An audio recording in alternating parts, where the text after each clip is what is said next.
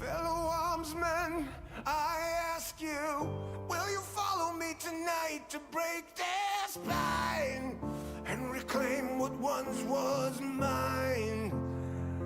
Those cravens backstabbed me, deceived me. Never shall I tolerate their crimes again.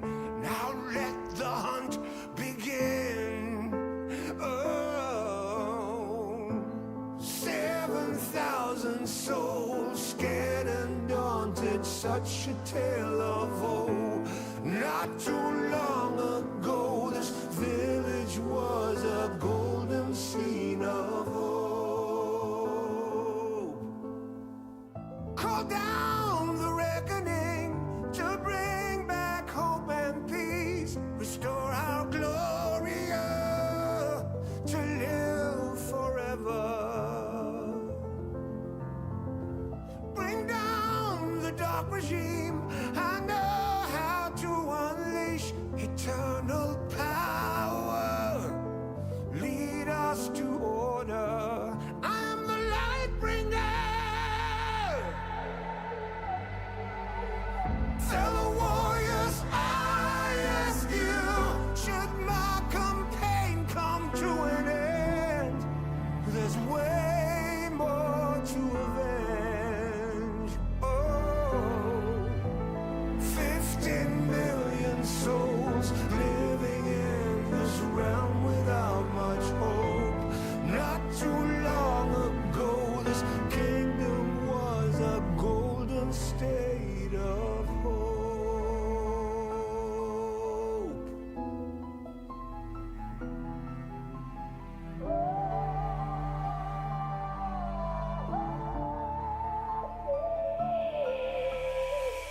Call down the reckoning to bring back hope and peace. Restore our Gloria to live forever.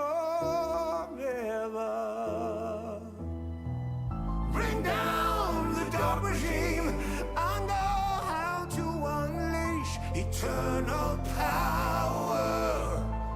Lead us to order.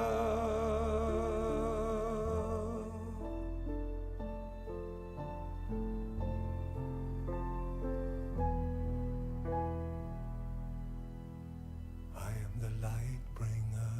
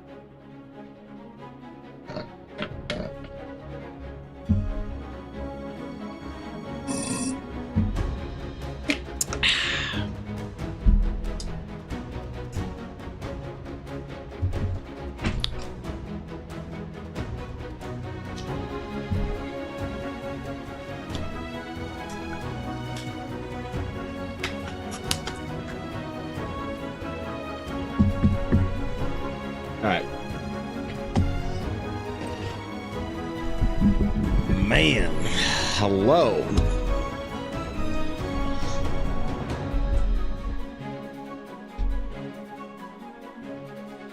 All right, we're good. What's up, guys? Welcome back to the stream. Welcome back to the VOD. I feel like my camera's falling down. There we go. I always measure it by how far down Tracer's abdomen it is in that BlizzCon poster behind me, so.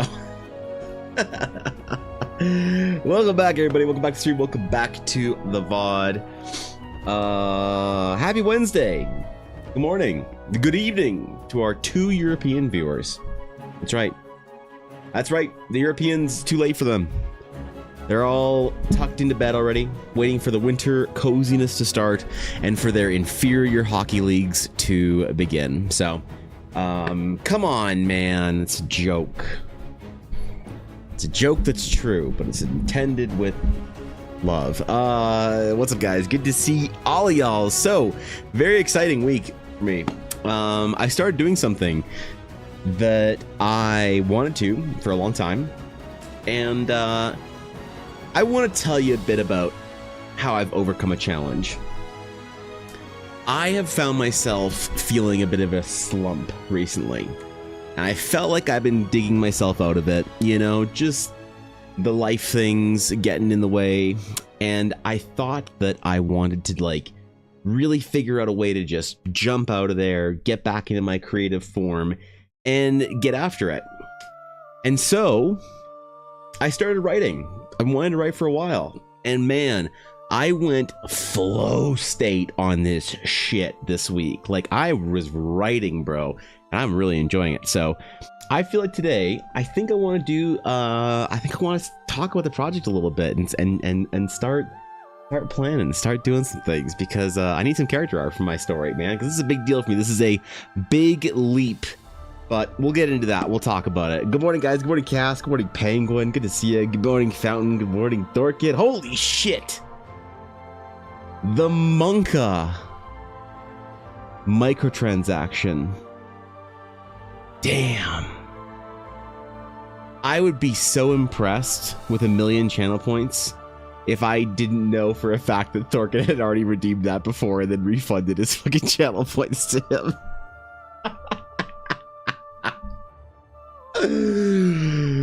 Oh, that's hilarious. Holy man, wow, the 1,000,000 channel points. What should I do for 1,000,000 channel points, guys? Because I've been thinking about this. Actually. What should I do for 1,000,000 channel points? Maybe I do a promo. Maybe I make somebody like I give somebody like whatever the current sort of promo is for the Realms of Eldar trading cards. You know? Would that be sick? Would that be cool if I made like a limited series of promos that you had to redeem your Monka microtransaction to get? That's cool, right? That would be cool, I think. You know, you get that shit in the mail. You know? Maybe after multiple years of fucking being at stream. It'd be kind of fun, right? You know? I don't know, maybe make a character in Eldar or some shit. A small sketch. You know, that'd be actually a good idea, is to do, maybe make a character for somebody. Maybe make a character for somebody officially in World, you know, in honor of them. But then again, people would ask for dumb things, wouldn't they? Like, someone like Thorkin would be great, you know, but Thorkin already has a character in Eldar, Alathork. But maybe, I don't know, I think a promo would be kind of fun, you know? To have you hang out in chat personally. Thorkin, your presence here has made my stream better. It has made our community better. You have been a pillar of this guild, and so I'm always deeply honored and humbled to see you in chat, man. It really means the world to me. So, oh wait, ha! Fuck you, Guapo. Fuck you, Guapo. Mine this month. Get dumpstered. There's context that I promise. Anyway, all right, good. Okay. Guapo snaked me last time. Gifted a tier 1 sub to Thorkin. I can't have my mods looking at ads, so all right, sorry for the ads, Thorkin. Players made it to mandatory for everyone to bring their character's art card to each session, by the way. That's hilarious, and I love that, entities. That makes me happy. Like, you didn't have to tell me that. You could have just enjoyed your character art and whatever, but telling me that brings light and happiness to my day. So thank you. I'm glad your characters enjoy their art, man. That was one of the most fun projects I did this year, I think. I don't know why, entities, but it's a highlight in my mind as far as projects from this year, which, you know, we're not at the end of the year, but we're getting close to that kind of wrap up mode, Christmas season type thing. And I've been thinking back on and reflecting on this year a little bit, and I don't know, I was thinking about this the other day, actually, how much I enjoyed doing your sketches for your party. So can I spend at least 500 channel points a stream redeeming hydrate or stretch, which probably doesn't help. You're right.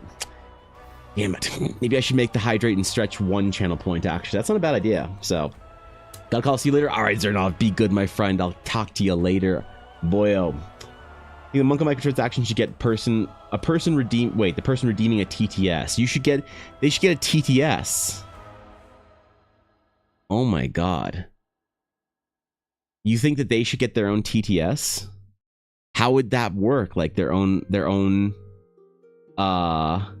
million points for a single TTS. If it was Thorkin, he'd just type L_? So that, or he would TTS the entire Elundis core conspiracy. So you never know.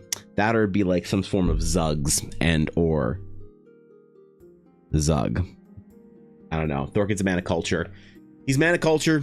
I aspire to be like him one day. You know, Thorkin is like maybe the coolest dude I know as far as his hobbies go. He plays ancient video games, Crusader Kings, and watches Formula 1. Like, what? Like, I just mean, like, we're thinking about artists. Like, that's one of the things we talked about yesterday, is how all real artists have tattoos and are jacked. The other thing that they all do is they all watch Formula 1. You know? It's based as hell, right? He just plays fucking Crusader Kings while watching Formula 1 and swearing at Max Verstappen in French, as only a good French Canadian can. So,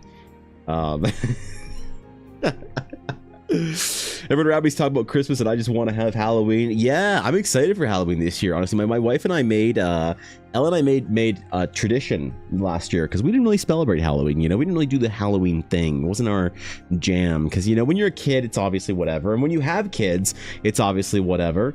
But in between, what is Halloween really? What do you do when you're an adult or an older teenager that can't Halloween, but you don't have kids to Halloween? Well, you go out and you do Halloween things. You party, you go to events, you drink your face off, and whatever else, man. Dress up as a skanky outlet or whatever. I don't fucking know.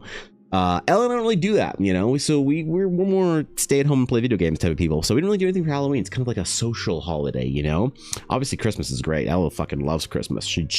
Ella is so excited for November 1st, because that means she gets to enter Ella Blackwood Christmas mode, which is always fun to see. So she's waiting. But last year we decided to start doing, I decided to try and build a tradition around it, you know. So obviously Ella, big fan of Harry Potter. I decided to make Halloween a spooky Harry Potter day. So we watch all the movies through October except for the last one, saving that one for Halloween night.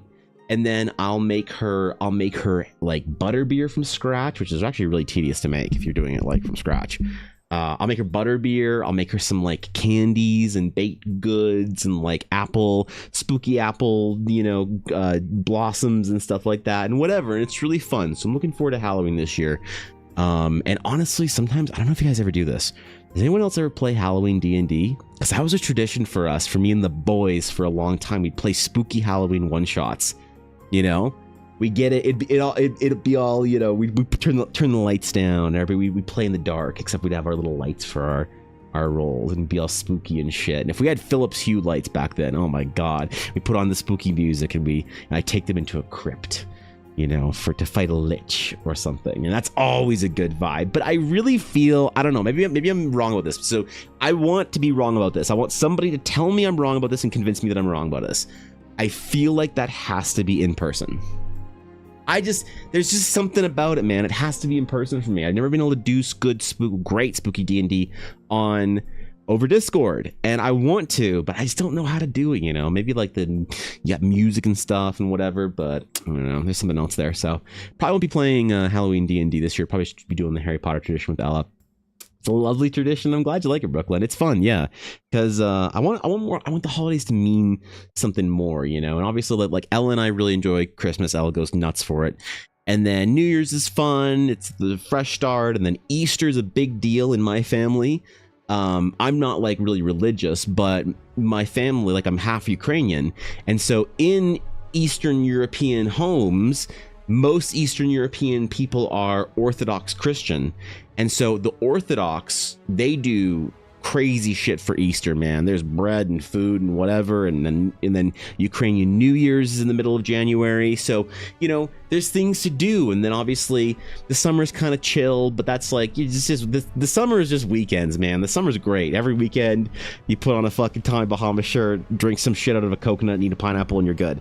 And then the thing is, after that, there's nothing until Christmas for Ella. So I really wanted to build Halloween as a fun, I don't know, thing to look forward to.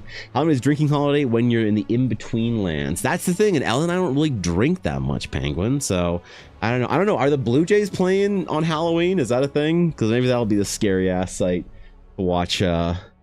Otani fucking crush the dreams of 40 million Canadians single-handedly in one fucking game. Good God. In between, I like to scare children with my costume when giving out candy. That's the thing. We don't get kids here where we are in our neighborhood ever. Like it's all the kids where I live, they all go do the trick-or-treating thing somewhere else. You know, there's not a lot of kids around here. So there's never that like handing out candy and stuff tradition that I did when I was, you know, younger, and people still do occasionally. It's just pretty dark streets and whatnot, and just people going to malls and doing whatever. That's fine, I guess, you know. So I have Halloween one shot for the first time this year, and I'm very excited. Dude, I'm excited for you because I missed that shit.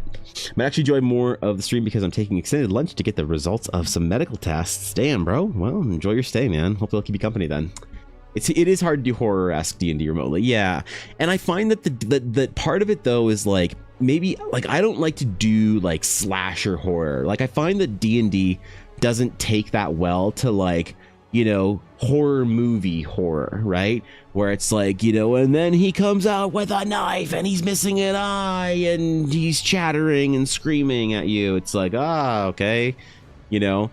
But I find that like spooky eldritch horror can be really good in D&D. You can set the tone, you know, that there's that the lights from your lanterns don't quite seem to reach the trees, and the leaves in the wind rustling create faint shapes of faces staring at you, and you hear your name being whispered off into the dark by a voice that's familiar, but you can't quite pin who.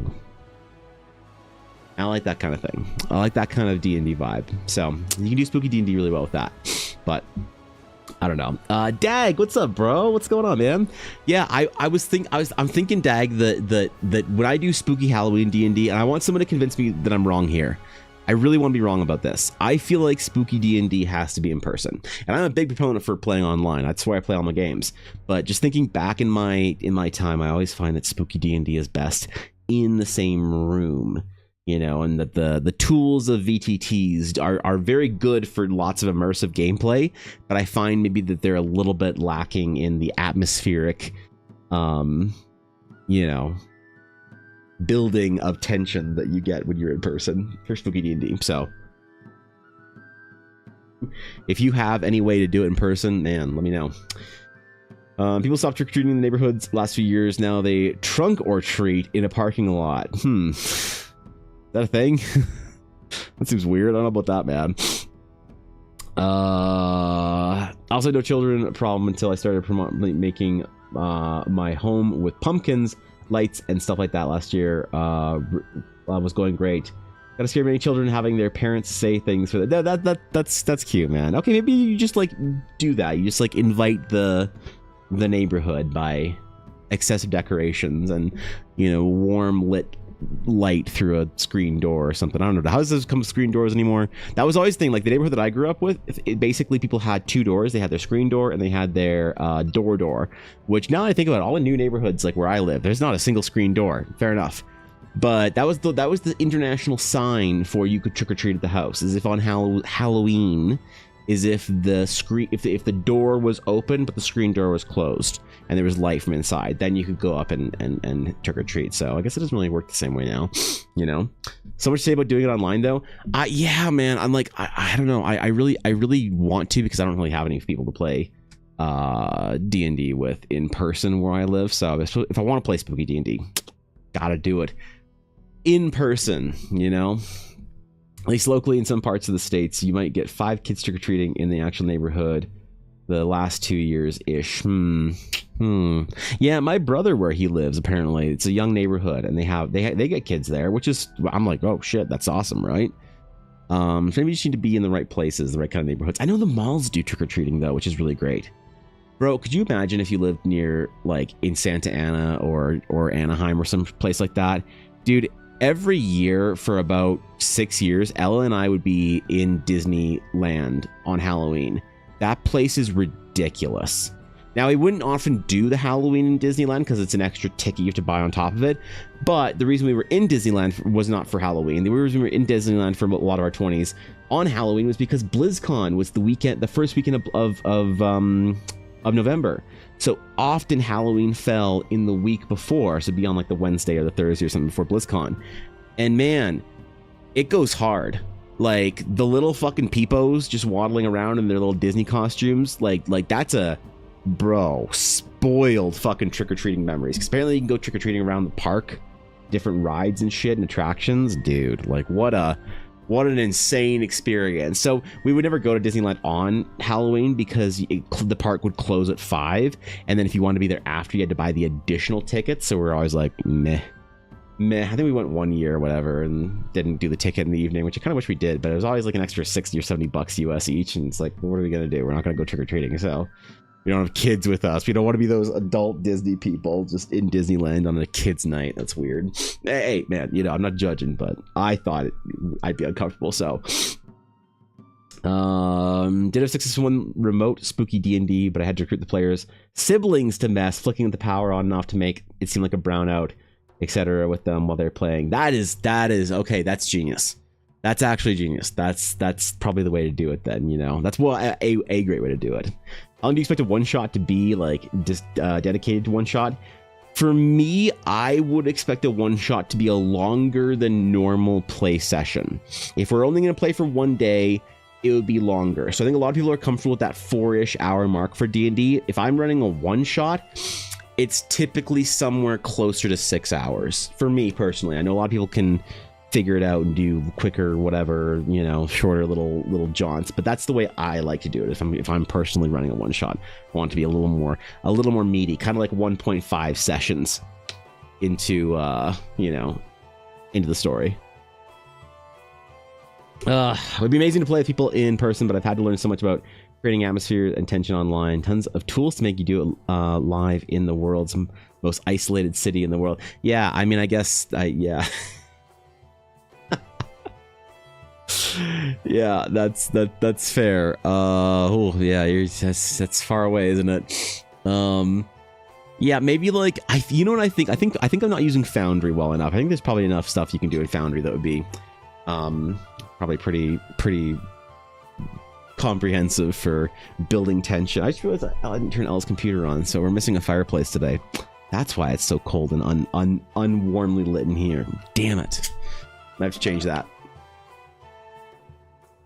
All right. Anyway, so by the way, yeah, like I was mentioning at the beginning of the stream, I have happy news to share as far as like where I'm at with my kind of creative slump or whatever. Interestingly enough, I think I'm slowly digging my way out of it by doing other things in addition to the art and whatnot. And so I started writing the very first pages of the very first Eldarin narrative. Now I don't know what to call it, right? Because I don't want to like what is a non-arrogant but correct way of referring to writing that you do? Short story, because I don't know how long the story is going to be. When does a short story become not a short story? Because I know short stories can be pretty long. You know, is it presumptuous? And I mean this, I'm actually trying to, like, I don't want to seem arrogant here. Is it presumptuous to say, oh, I'm writing my first book? Or is that kind of like, oh yeah, people write books, you know? Would it I jokingly said my first novella, because that's kind of, I don't know, I like that word. My etude, I know it's a musical term, but I could say my etude. But anyway, I started writing my first story for Eldara because one thing I'm missing is linear narrative, right? Have a lot of world building, a lot of stuff to go listen to, little short story things about how the world works. You know, obviously the world anvil is slowly filling up in secret, and that's great. That's great for world building.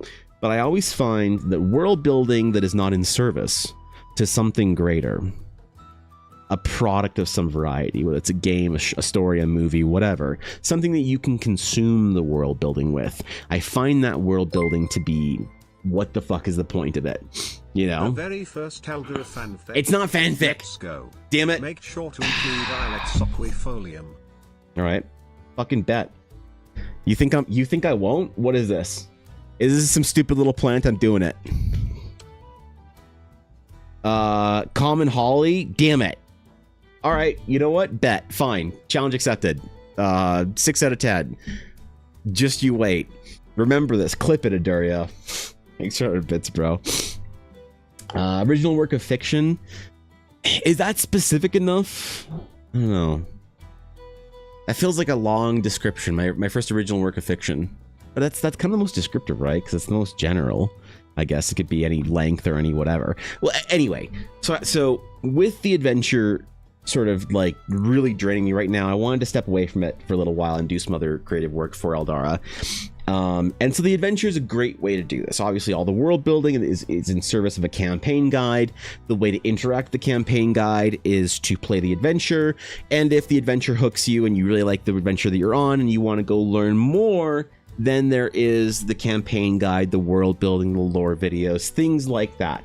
But honestly, without characters or a story or a narrative of some variety, a linear narrative to, you know, move forward through a story in the world, there's no hook. There's nothing interesting about the world. You know, it's just world building for the sake of whatever. So I started writing the very first story, and I read the first bits to Ella, and she really liked it. She really liked it. I read it to her last night, so you know, that's a good sign, because Ella's a very shrewd, discerning fantasy fan, and she would have told me if she thought it was shit. So she liked it. She said it was very atmospheric, and I did very good world building, and it was very gripping, she said. So I need to do some character art, right? I'm just gonna relax today. We're gonna chill. We're just gonna relax. No big pressure-full projects. No giant commissions. We're just gonna work on some characters. So the story, I won't spoil anything, because obviously I want to have like some people test read it and whatever, and that's great. But I want to, like, you know. But basically, the story is going to be about an astral knight and an astral sage. This is an Eldaran story, man. This is I'm grabbing you guys and throwing you straight in the most Eldara kind of shit Eldara has to offer. Runes, fucking ancient stuff, just glowing rocks floating. This is Eldaran story. So it's going to be about an astral knight and an astral sage named Kolos, and then the sage's name is Veyron. So I decided that I wanted to do some art for Veyron because I had a really good idea of her in my imagination, Dragon Game brain, and I was like, okay, I really want to capture this right now. Kolos, I don't really know. I'm not entirely sure, because the problem is knights don't necessarily, astral knights don't necessarily have,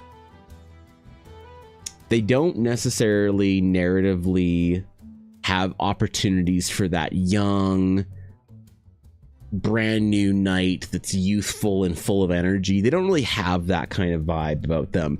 The astral knights are very capable, kind of like dangerous, you know, elite order of combatants, and so there's not a lot of like I worry about a story. I don't know how old to make Kolos exactly. I make him fairly young or younger or whatever. So Kolos is he's just sort of chilling in my brain. and I'm writing him right now. And I need to make art for him eventually. But Veyron, I had a really good idea of what I wanted to do for art for her. So we're going to work on that piece today, and I'll do a little portrait of our girl Veyron. And these are characters that are not going to be in the campaign or the adventure or whatever. They're just straight up, you know, for the story, I guess. Anything over 10,000 words or whatever comes after a short story. So anything under 10,000 words is a short story.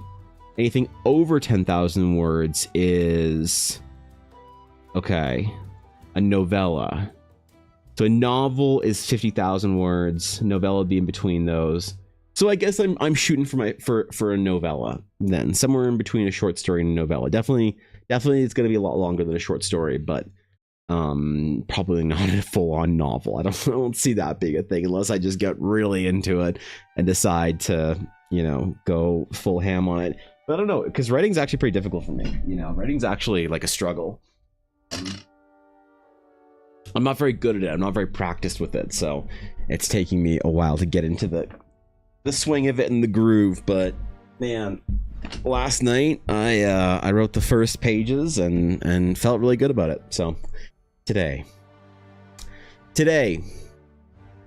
it's time. Ancient Astral Sage orders. I didn't really give a great description of Veyron, but the only thing I think I described her was a human with the dark hair common to Novalia.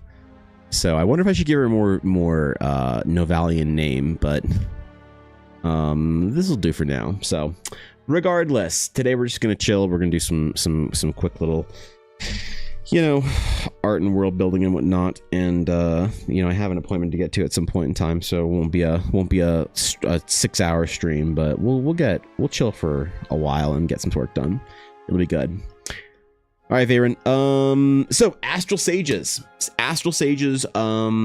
She is getting more in the monastic sort of tradition as opposed to the academic. So I want to give her sort of more flowy robes, large hood, capes, patterns, things like that, as opposed to more of the kind of scholarly garb that you'd expect from them. Flash fiction is less than 500 words. Then it's short story. Between that and 7,000 words, a novelette. Oh, is about 7.5 to 17,000.5 words. A novella is 20 to 30,000, and novels are 70,000 plus. Interesting.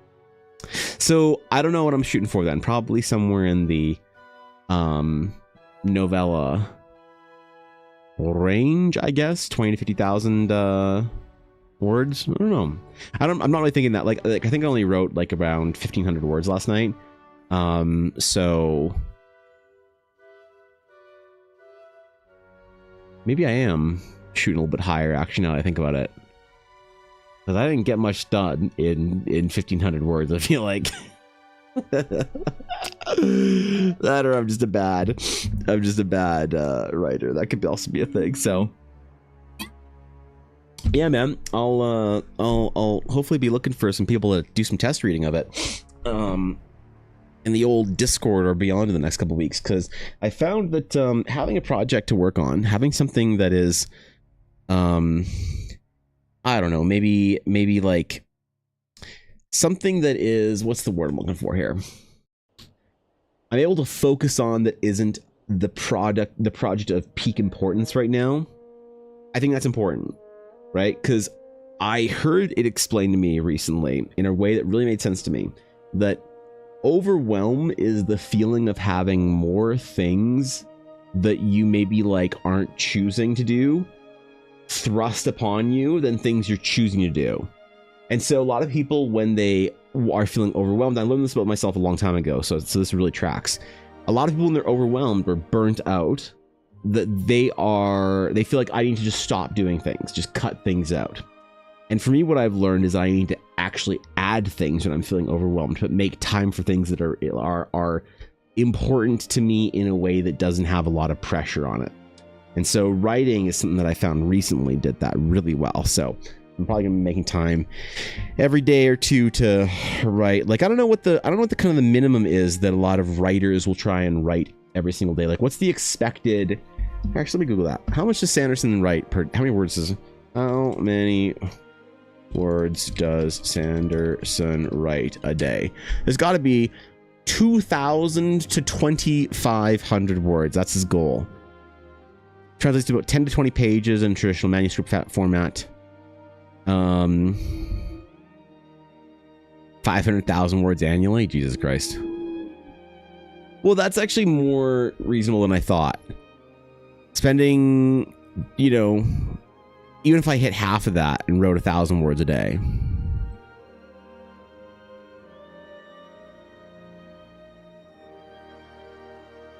That's not bad, actually.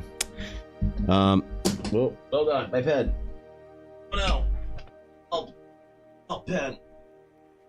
Fine, we're good.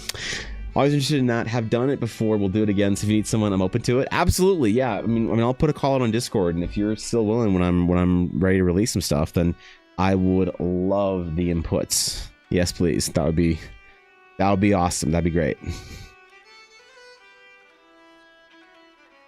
Okay, so Veyron's gonna have a very large sort of like hood and kind of some of the ornamentation. I wanted to give her some of the Novalian braids that a lot of characters from Novalia have, but I don't know if that will quite track or fit with her design right now. Because I don't know why I had this idea for like maybe a shorter cut that really made sense to me. Has nothing to do with the fact that I got my haircut yesterday. I independently wanted to do it, okay? Leave me alone.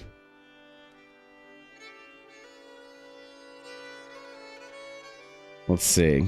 So something like a bigger hood. So the cloud pattern I do for Astral Sages is something pretty common amongst them, especially the ones from the Eastern Orders. So maybe I could find a place to do some of that cloud patterning. Like underneath the hood, there could be room for like some of that kind of cloud patterning to go on. I don't know, like not just sort of like sky related stuff and almost like sky waves and flowers are kind of some of the big like things that I'm always thinking about with Astral Sages and kind of the cultural patterns and markings that they wear. 50,000 used to be a standard novel length and is the acceptable length for a novel writing competitions nowadays. Like November writing competitions in Novelvember, and the daily goal is 1677 words a day. Wait, is Novelvember a thing? Am I in time for Novelvember? Can I start a little bit early and start my novel for Novelvember? Is that... Damn, bro. How do I become a Novelvember participant for my shitty novel that I'm going to write about Astral Sages fighting abyssals and whatnot? You know, because I don't know. I haven't been reading a ton of fantasy that I really love recently, and I know that I have like maybe like a bad taste in fantasy because I'll be honest, man. I'm just I can't lie to people here. Okay, I can't lie to people. The truth will come out. I think I have a trash taste in fantasy. Okay, I do. I think I do. I don't think I have bad taste in fantasy writing because, and the reason I say this is because every time that I say I like a book, like I honestly like a book, I am informed that that is actually considered to be trashy fantasy. So, for instance, one of the books that I'm reading right now is a friend of mine asked or convinced me to read Red Rising. I think it's like John Wick but book, and I get it's not like refined, super deep, like whatever fantasy, but I'm enjoying it, and apparently that's trash fantasy. Or, for instance, some of the books that I've read in the last like little while that I've really enjoyed were actually Warhammer 40k novels. Now, if you're a 40k fan, you obviously love it, you know, but I have also come to be informed that apparently in the greater fantasy sphere that the Warhammer books are firmly planted into the category of trash fantasy and trash science fiction, but trash fiction.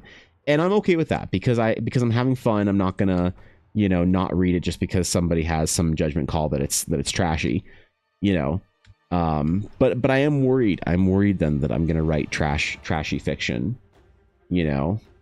That's a concern for me, and I'm okay with that as long as it's fun. As long as it's fun and people who like going on a little adventure, like going on an adventure. If it's a little pulpy, I think that's probably okay. But we'll see. Maybe it'll be a renowned work of writing that wins awards for, I don't know, are there awards for writing? I assume there's awards for writing. You love Red Rising? Really? I'm on book one. I'm on book one. Surprised people told you it's trash. Well, so the reason why it's been explained to me that it's considered trashy is because it's like an action movie in book form. It's got like a lot of dramatic one-liners and like a lot of action and stuff, and apparently that doesn't tackle existential issues like what people consider to be refined fiction would do. So it doesn't make you question your I don't know, whatever thing you question when you read a good book. I don't know. Now, to be fair, I am reading 2 books right now that are very different. One is Pierce Brown's Red Rising, and the other is Dostoevsky's The Brothers Karamazov. These are different kinds of books. And while I can admit that the Brothers Karamazov is like it's a really deep, like difficult book to read and really comprehend and process and think about, it makes you reflect on, the nature of good and evil and whatever and all this kind of shit. That's that, which is great. But then I find that I'm enjoying reading Red Rising a lot more. Just like I found I enjoyed reading the Warhammer books about the Inquisitors and stuff like that, going and killing Xenos and purging the heretics and stuff. So no, apparently on and I don't know. Here's the thing: you never know. By the way, like I don't know the genre or the culture around fiction and around specifically fantasy and science fiction. I don't know the culture well enough to know if people are more or less just kind of full of shit when it comes to like if the people are just being pretentious, like that definitely could be it. If people are just being pretentious over what is considered to be good versus trash fantasy and science fiction. So I don't know. I have an instinct that the true answer is somewhere in between, that maybe the books like Red Rising and I don't know, like the Warhammer books and stuff that are just kind of fun adventures, that they aren't so bad. And I wonder if maybe the books that are considered to be like the really, really good works of fiction that people consider to be very high end are maybe just a little pretentious. So somewhere in the middle there, but I don't know the community and the culture well enough to be able to make a proper judgment call. You know what? Hold on. I think I want to focus on the portrait today and do this in one thing at a time. Let's work on one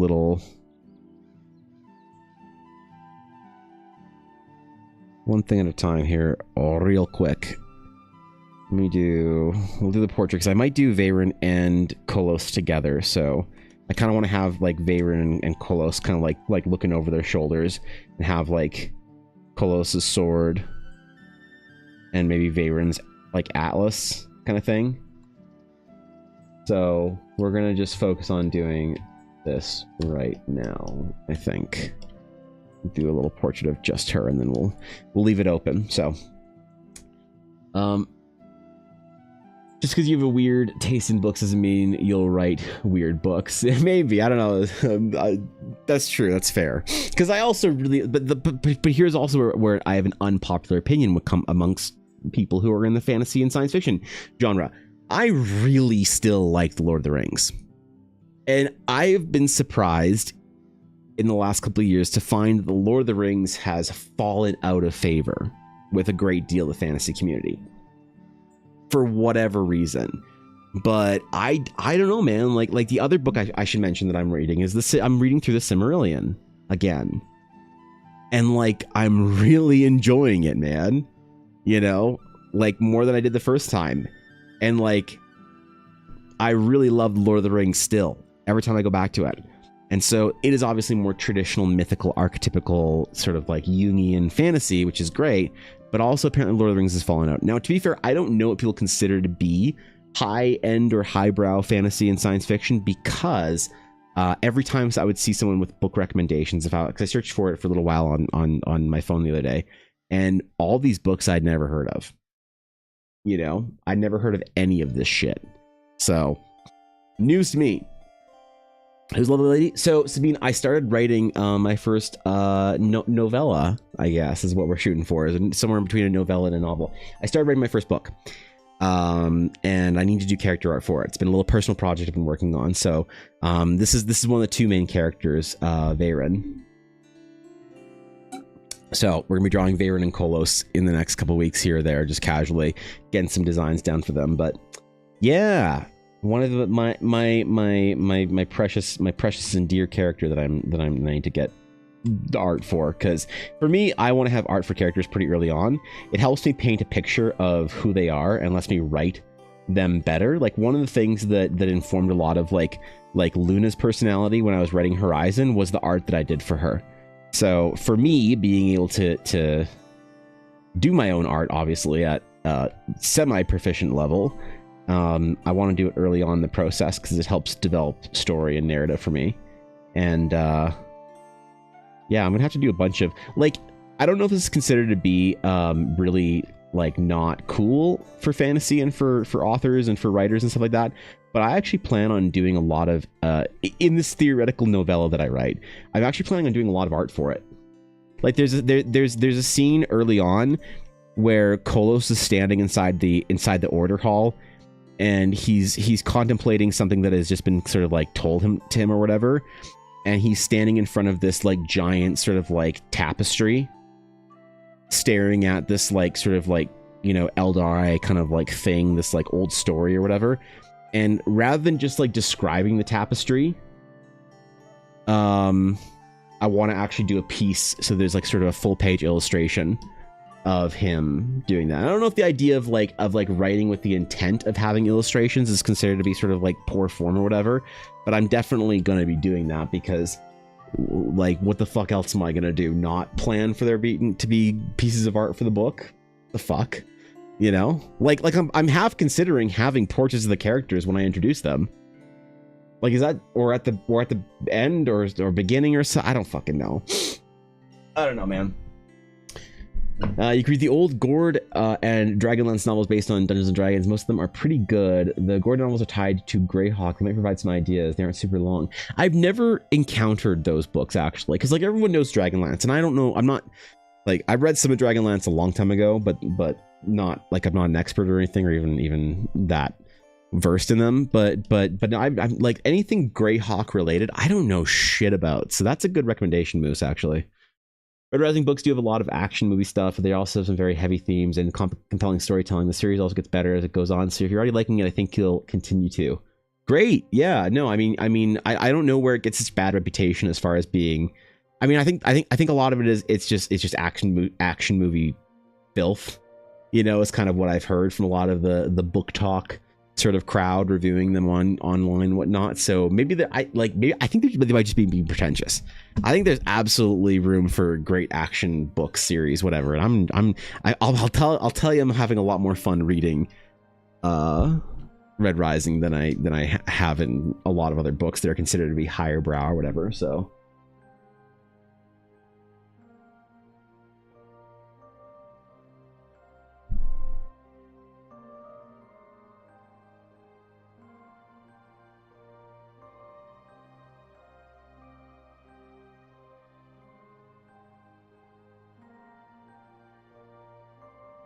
Someone just shoot a fucking elk or something somewhat close by. Thought I heard some shit. Anyway. What does he mean with semi-professional? No, semi-proficient. Yeah, no, I'm a professional artist, but I'm only semi-proficient, Glitch, because I don't want to ever refer to myself as being like skilled or very adept in art. So Semi-proficient. You're Red Rising, the best. The best. It's good. You liked it, really? Stopped after the third book? Really? Why? Red Rising books have made me fully sob on more than one occasion, so I can assure you it's not all action movie. All right, great. Then I'm looking forward to it. So I've heard that like some of the books later on are crushing, but that's okay. You know, I'm fine with that. License rating is the problem with the genre because some of the fan groups will buy anything with the IP on it, but writers are all different. Apart from Kevin J. Anderson, that is grave robbing trash. Really? Gaunt's Ghosts. Have you ever read the Vaults of Terra series, or the Eisenhorn trilogy, or whatever it is? Because Eisenhorn's kind of the one I read. Vaults of Terra and I liked it, Samurai, and I want more Inquisitor stuff. So apparently, Eisenhorn is the way to go after that. So I don't know if that's something you're familiar with or whatever, if it's good or bad. The second part of the saga is too character heavy for me. Oh, okay. Search the GIF with the term croissant in Discord. You show up eating a mountain of croissants. No fucking way. No. I don't believe it. Hold on. I don't believe it. I don't. No. Nope. Nope.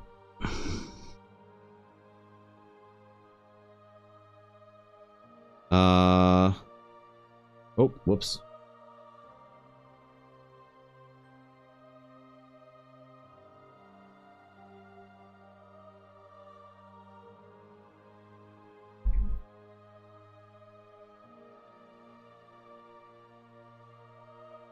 God damn it. God fucking damn it. Ah, God damn it. Fuck. No, dude, no. Oh, man. Shit. All right, you guys gotta stop using this GIF so that it does. You could just let it sink down lower and lower, and then. You think anyone's ever used this GIF? You know, and just never like, right? You know, like never even like, God, no way, dude. Like, is this all you guys? New Discord server? Oh no, man. I mean, it's just my name. I think Evan Blair Art. Okay, yeah. I know that there are Evan pondering who the fuck dasked. Oh, that's so good.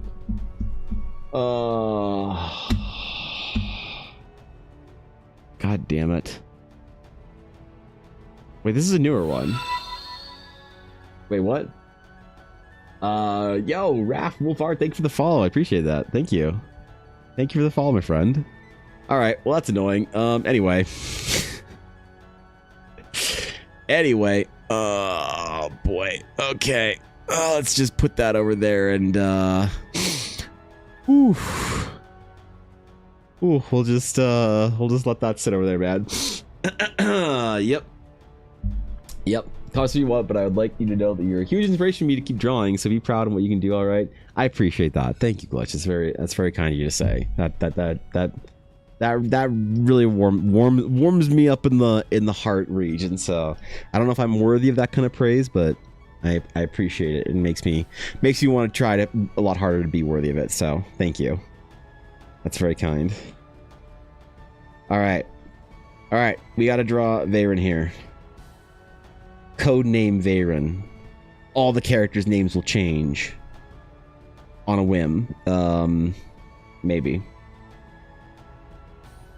Let's try and get at least Veyron done today, and if we can, maybe even start on the Kolos piece and think about like an illustration of the two of them. Because I'm also thinking of this might be a great like cover thing of the two of them kind of doing whatever, you know?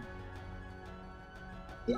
Gotta be known for that, Croissant Man. Apparently, that's so. God damn, that's so distressing.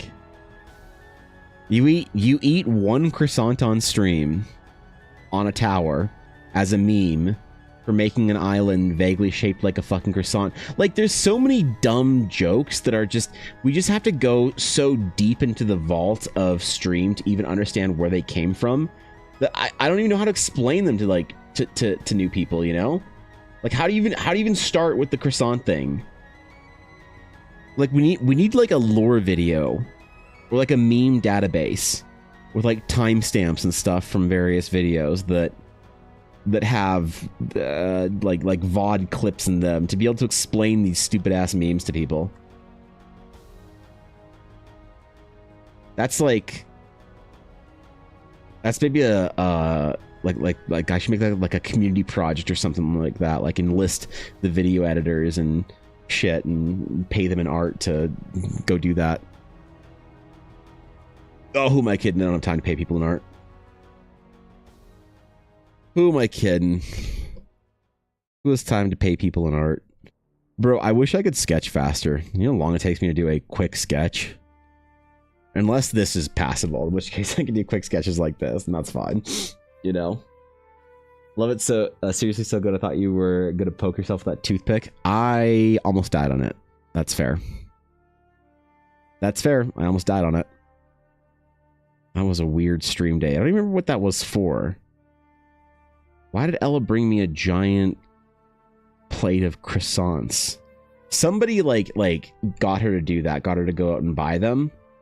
I don't know. I don't remember what, like, was that a birthday stream or something, or an anniversary stream of some variety, or that wasn't just a Tuesday. I don't think that was like an actual stream day that was like important, you know, as I recall.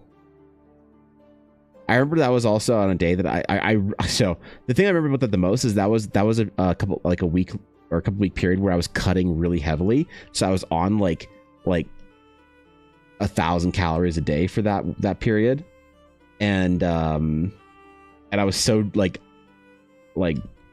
upset at the fact that I had to eat a fucking croissant on stream. I was so mad about it. I was like, oh shit. Okay. I'm gonna have to figure out how many calories that is later and stuff. I don't know why I remember that part of it, but I certainly do. So, yep. We say you weren't there for the incident, then just drop 10 hours worth of VODs for it. Oh yeah, okay. Sure, got it. Dan Abbott wrote all those. He's one of the best 40k writers. All right, then maybe I'll just dive into the Eisenhorn trilogy or whatever. Do I have it? Hold on, actually, I think I have it. So with a lot of the 40k books and fantasy books, I will listen to them while I'm at the gym doing cardio. Like right now, I have Warbreaker to read because Ella said it was her favorite Sanderson book. Do I have all? Do I have? I have some BattleTech books, Neuromancer. No, I don't have the Eisenhorn stuff. Shit. All right. Well, gotta get it at some point in time. So, but yeah, I don't really hear people talk about the Vaults of Terra that often. But I really enjoyed it. It was my first 40k book that I read, and I was captured. I enjoyed it. Wasn't like the best writing I've ever read, but it was good enough, and I had a good time, and I really enjoyed it. You know what? No, screw it. I don't need to qualify it. I enjoyed it. It was great. It was fine, you know? I don't need to, like, defend it or qualify it or whatever. You can just say I enjoyed a thing, right? That's good enough.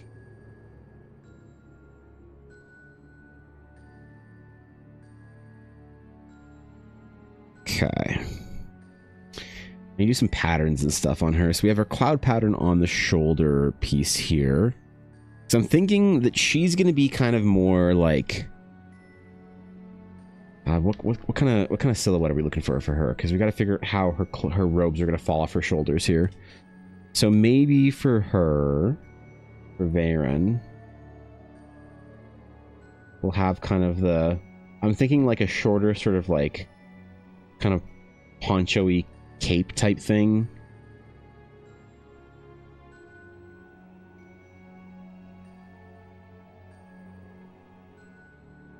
So there's like one part sort of like sagey, sort of kind of mysterious, mystical, whatever. hood variety, and then one part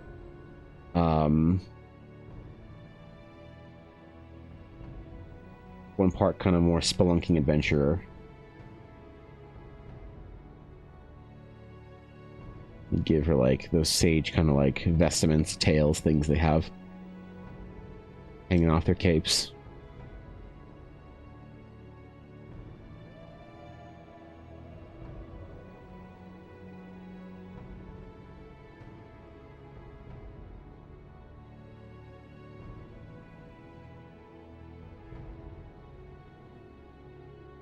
Then again, if she's more of the monk variety.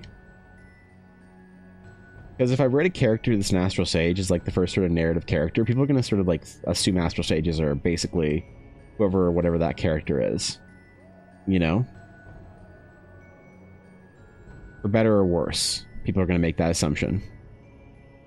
Maybe I should make her more of a traditional Astral Sage, or go with something kind of different and unique and whatever. I guess the rules of sages are a little bit more loose, so I don't need to worry about it as much.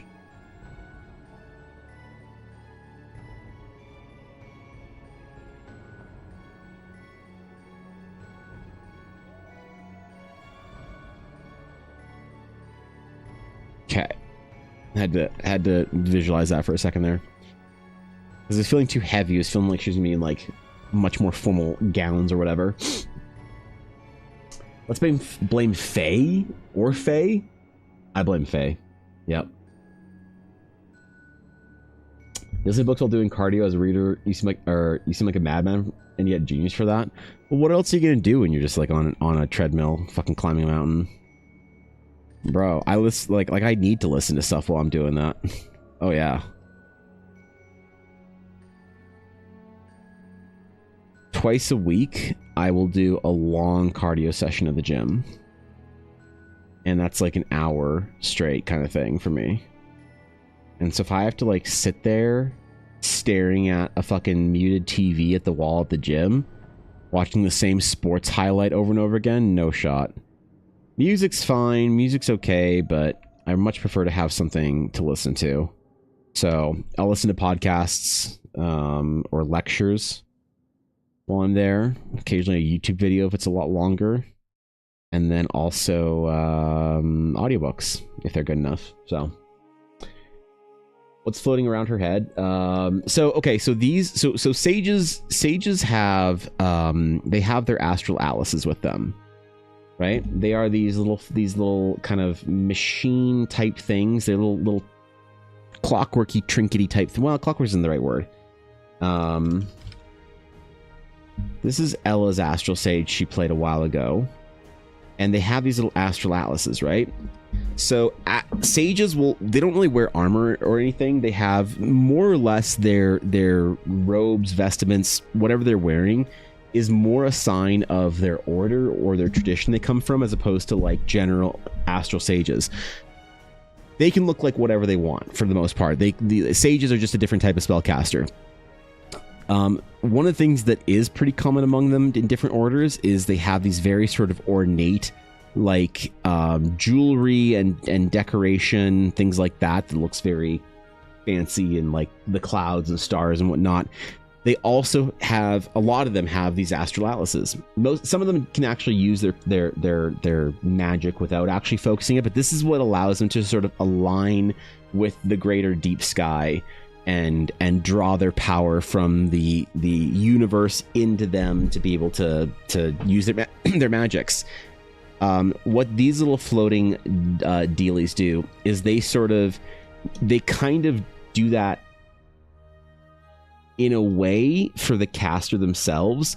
They more or less align the individual better with the stars and with the constellations, and allow them to kind of like manipulate their astral atlas better. So a lot of sages will have some sort of this little like they're not all the same. Like there are some that are much more comprehensive, that are kind of a you could think of like a halo of light, you know, kind of metal colored whatever dangly bits. You could think of just the two little sort of ones from These characters, some of them are more comprehensive, like the leader of one of the orders has this like giant kind of like thing floating behind him all the time that really pulls a lot of magics into a rune, whatever. It's just something sages will have that helps them kind of align, I guess you could say, like their chakra with the greater cosmos. So in small or large form, a lot of sages will have the at least little tiny ones, but most of them don't even carry that. Like a lot of sages have just a natural propensity to the magics of the cosmos. They don't need to have anything, and those are more the kind of monastic style. So you'll see a lot more of the academics carrying atlases, and sometimes these, and a lot of them, the monks, the junior ones, will kind of carry these like aligning things. So she will probably have an astral atlas, which will be unusual for someone in the monastic tradition.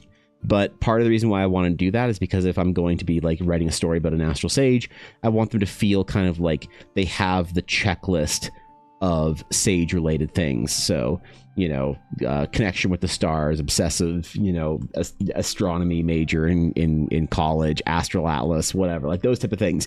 Even if you'd only pick like a couple of these things per character, or whatever, I want like our main character that is going to be, the focus of the story, or at least half of it. I want her to have kind of the full suite of things that you can kind of like trace as like player options for astral sages, more or less. So listen to White Girl Musical working out. Yeah, all right. Yeah, that works. Eisenhower has 4 books. Now the Ravenor trilogy is the next Inquisitor set, followed by Beckwin books, although book 3 isn't written yet. That's all one arc. Interesting. Okay. Huh. I feel like I need to explore like the side of 40k books that I'm not familiar with, because there's like only a couple that I've actually read. But I need to take an extended stay in the Black Library, Samurai. You know what I want, Samurai? I really want a Grey Knight book.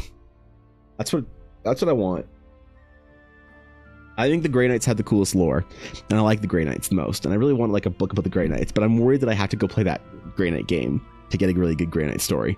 That's what people have told me. Not that I'm like opposed to playing a game, it's just that's committing to like 60 hours of my life to, learning about the Grey Knights better. So usually the first character you introduce is who a thing it will be viewed as the archetypal example, unless you specifically call out that they are different.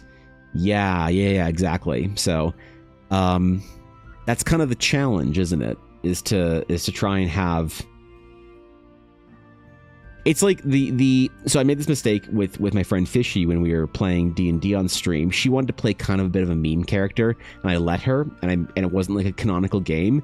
But even now, people bring up like, oh, astronauts get spears, right? No, they, oh, the dog people are a thing, right? No, like.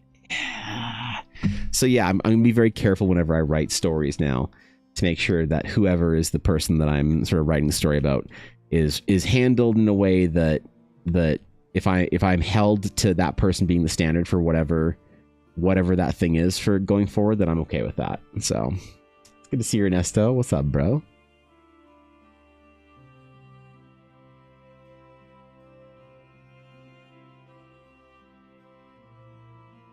Maybe I'll do like when I have the first like chapter fully done for the whatever. Maybe I'll do a reading for it on stream for you guys. We'll do a story time. Oh my god, the arrogance of this man to narrate his own audiobook on stream, because who the fuck can get an audiobook made? Not me. Maybe I gotta try and read some books that are kind of more in line with the genre that I want to write, so that I can like really do a good job at it. Then again, there's something that like I was encouraged by an author in like a local author just to write.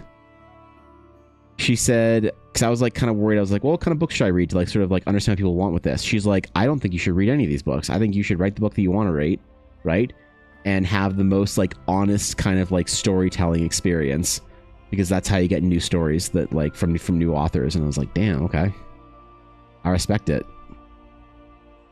I guess it's what we'll do then. So maybe I shouldn't have any examples set for myself. Just write the book I want to write and see what people think, you know?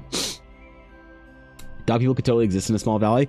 They absolutely could, but like there's this idea that they are this like massive population of people across the world that you can all find like always find like one of Fishy's dog folk just like in any bar or tavern, or they're super common.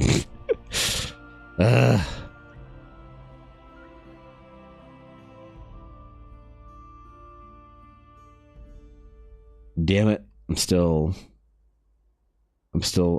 like dealing with the the side effects of that decision. Fishy thinks it's hilarious, by the way. I don't blame her. It is funny. Even if it is terribly annoying sometimes. They play the dog people, but only if you donate to the marketing plushie creation or marketable plushie creation fund. Ah, yes. Yep. Yep, that's right. We'll make it pay to win. Oh my god, I should do that. Make them like premium player options. And charge like $80 for it. Oh my god, that'd be hilarious. It would make D&D Reddit lose their fucking minds. Because as a homebrew like writer or whatever, you're not allowed to like make your product like expensive in any way. And yet Wizards of the Coast can charge anything they want and they'll always defend them. Which is fair enough, but also just very funny, you know?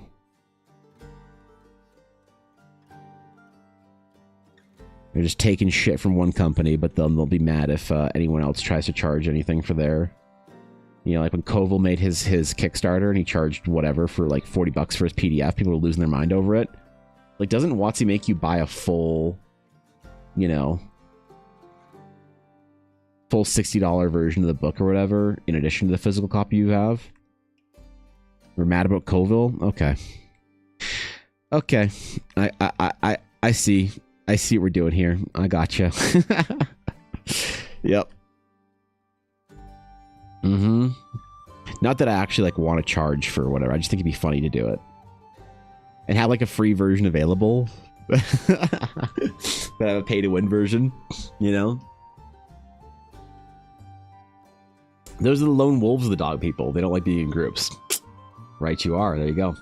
You ever read Lord of Mysteries, Revered, or Insanity, the beginning after the end? Nope.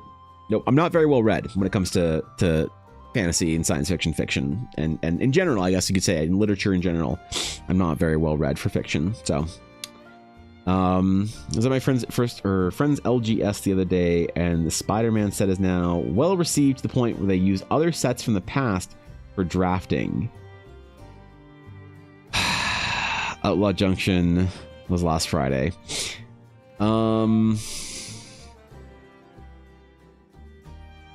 Yeah, I don't like. I think WotC is making the conscious decision to abandon the players in favor of the collectors because they've seen that Pokemon and sports cards can be maintained just by the collectors. Yeah.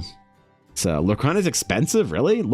I like Lorcana, but Lorcana is an extremely basic game, and I who the fuck's like playing Lorcana? Like Ella and I have some Lorcana decks we play once in a while for fun, but you know, like just like very quick fun.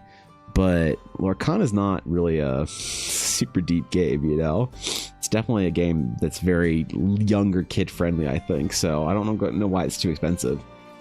It's 70 for the physicals from WotC now. It used to be 50 to 60. Oh, it's $70 now for a book from WotC. Wow. Dog people will get to +1 damage for each 5,000 plushies sold. That's right. Oh my god. Bro, you know what I should do? This would be so toxic. This would be so toxic. It was so funny. I should have it. And then would I have like a limited edition print or something? So? Oh my god. I should do it so like if you buy like a limited edition print of a dragon or whatever, you get like the Drake Meteor Shield card that you can use in any Eldara game. And it would absolutely be pay to win. It's like you're buying in-game, it comes with an in-game bonus like MMOs. That would be so fucking funny. Some dude on Reddit would get wind of it at some point in time and lose his mind. Oh my god. I should do this shit for the next, for the November print that I'm doing, or December print that I'm doing. Because I'm going to be making a proper formal fine art, whatever, version of a very small limited release of these ones. I should absolutely do that. And then I can sell in-game power. Or, oh my god, no, wait, this is better. I do a ticket that comes with it's a 1000 EXP bonus ticket for your D&D game.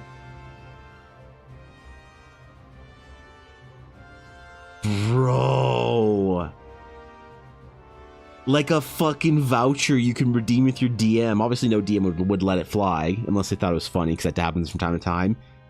But it's literally, I sell D&D EXP. Oh my god. Oh, that's the play. Okay, I want to make vouchers.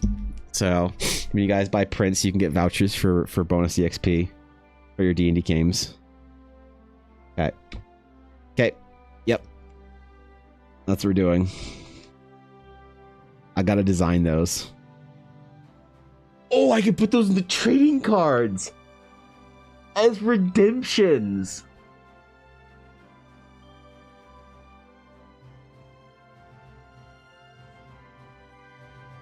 Oh, that's so funny. Bro.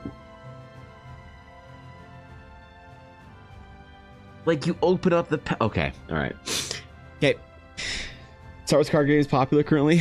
Unlimited? Yeah, it's... so, Ella and I bought Star Wars Unlimited decks. We have not yet played, though. We've not yet played. So we each have a deck. They're unsleeved, and we haven't played. We were going to play try it out when we got back home from our convention last month, but when we got home, basically life exploded for us. So we have not yet played Star Wars Unlimited.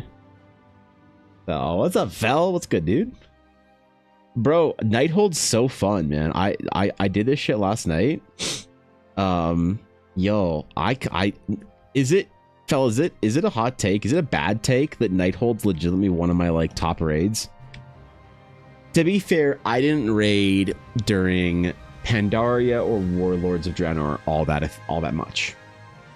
So I don't have a full 20 years of experience with every single raid tier, but I still maintain that Nighthold's one of my favorites for the art, the zone, the ambiance, and the fights.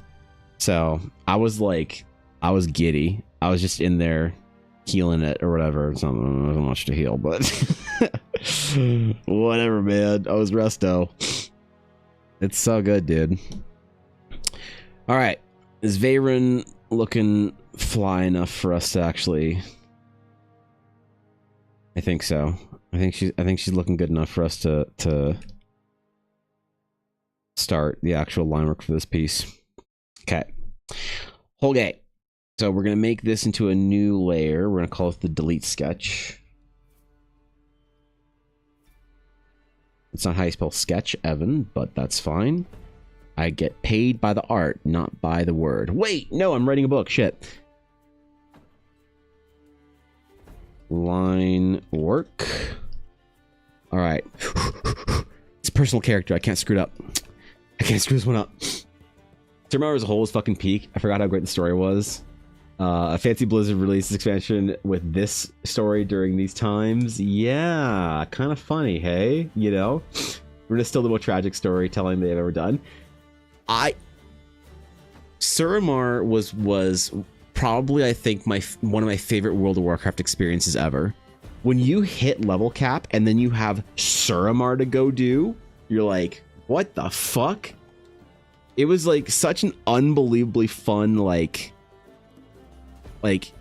leveling, like end game experience to have the entirety of Suramar to do. And so going through it again is just dope. And like I'm actually also like doing Withered Army training and shit just because I miss it. You know, I don't know why. It's not like you get anything from it. So, oh man, Suramar is so good, dude. Now I want to go play. There's a non-zero chance that we transition to a World of Warcraft stream at a certain point in time today. I used to do that, you know, early on in my streaming days, back when I was like just starting. I take breaks, like I usually would take breaks, just kind of like casually here and there to go play a game for a little while, and we'd all just like chill out and play World of Warcraft or whatever. By all of us, I mean Thorkin, Dashto, and I, for like a half hour. Boys, break times, go do a dungeon. I kind of miss that, honestly. Now I try and stay pretty focused for my stream. Because, like, obviously, you know, that'd be weird to just, like, take a break and go play a game for a while. But, the last time I did that was, like, when I did that one subathon, last summer, I think it was. My first and only ever subathon, which was hilarious, but I couldn't stand being live for 12 hours a day. That point we played some games. We played some Warcraft, bro. It was good times. Oh man. Yep. Having memories coming back right now. Returning slowly.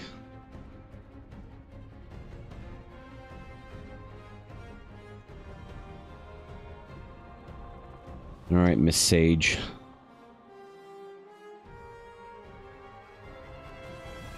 Thinking about making... I was contemplating making one of them an alien. A blue person with tattoos and shit, but I think I'll make the two main characters for this story human. Just for the relatability. A real Geralt Ciri kind of cast. A real... I can't think of any other ones. They'll come to me. Give me a minute. My days of talking with my buddies about WoW at school and then discussing what we would do when we all got home, hop on Ventrilo and do dailies at our dungeon queues. Yeah, dude. Oh, man. It was so good to, like, think about Warcraft all day at school. And then come home and then just play it all night. I come home from work or whatever. Everybody beyond just chilling. You know? Yo, we gotta go do our emissary quests, and then we gotta get our dungeons dailies done. Then we gotta hop in some M+. Yeah, man.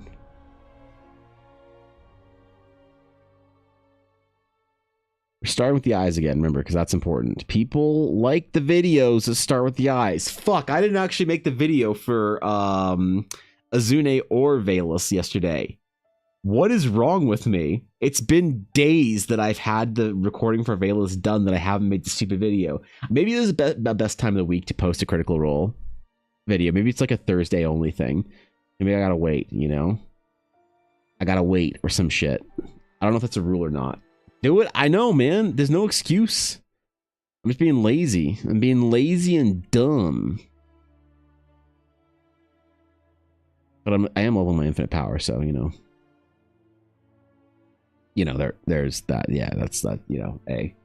You see the Critical Role Telltale game based on Superheroes Dispatch? No, I did. Wait, what? I didn't see shit. I didn't see none of this nonsense. What are they doing? The fuck? They got new games coming out and shit? Bro, since when? What is this? Dispatch is a superhero workplace comedy where choices matter. Oh, I saw a trailer for this at the Game Awards or something earlier this year. Manage a dysfunctional team of misfit heroes and strategize who to send to emergencies around the city, all while balancing office politics, personal relationships, and your own quest to become a hero. Yeah, this looks sick, actually. Is it like... Wait, is it out? Or is it... Yeah, okay. Did it just come out? Released on the 22nd. Oh, wait, is that... Literally today. Oh, cool, man. It's $35. That's not bad. Shit. Yeah, because there's a lot of like this actually looked really fun. Fuck, okay. Gotta add it to the list, man. gotta add that shit to the queue, bro. Gotta get it in there, man. Shit, dude. I still haven't even played Rogue Trader. I can't just play Age of Empires and World of Warcraft every time I get like a break from work, you know? I gotta actually play some real games once in a while, right? Yeah, it was Wolf Among Us 2. I never played Wolf Among Us, but I did watch it. I felt like I got a better experience from watching it. I don't remember what streamer I watched play it, but it was a good time. It was a good experience. It was better than if I played it, because I probably wouldn't have otherwise then, you know? Valid. Yeah, it was one of those games that I would have, like, I wouldn't have bought it or experienced it myself. It just wasn't something at the time that I would have spent money on. But I was like really happy I watched someone play it. It was a fun, like, it's fun when you can sort of trace an experience like that, like trace a game over a couple days with a streamer or whatever. It's like an event, you know? I'm excited to tune to stream every day for, like, you know, the weekend while playing through whatever narrative game it is you want to see. Jason, thank you for the follow. I appreciate that. Welcome in, my friend. Good to have you. Fable comic that Wolf Among Us is based off of is so good. Oh, it's based off of a comic, really? I had no idea, man. Thought it was just kind of like a generic, kind of like fairy tale, whatever, but largely original kind of like story or whatever.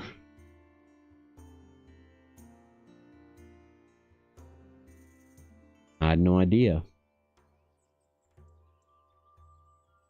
This is all news to me, okay? Blood of the Clock Tower is the best version of that style game I found. Blood of the Clock Tower. The Clock Tower. Never heard of it. I think I'm out of the loop. Guys, I'm cooked. I'm so far out of the loop, I don't even remember what the loop looked like.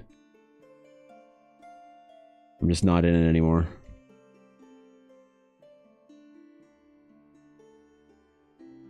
Been underwater too long. Drowning in projects and shit.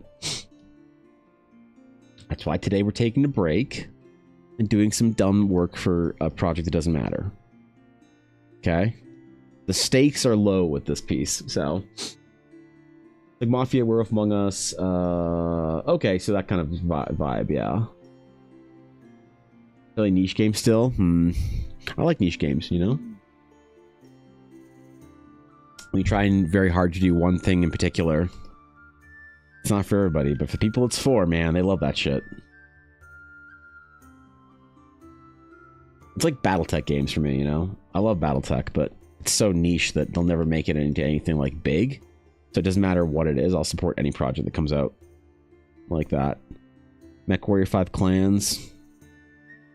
Day one purchase, pre-order, whatever. Just because I want to see more of it. Or that kind of shit. You still play when you die and you're executed instead of having to watch your friends have fun for another hour. That's fun. That's cool.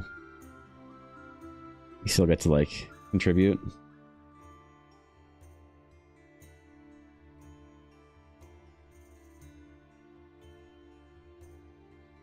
Okay.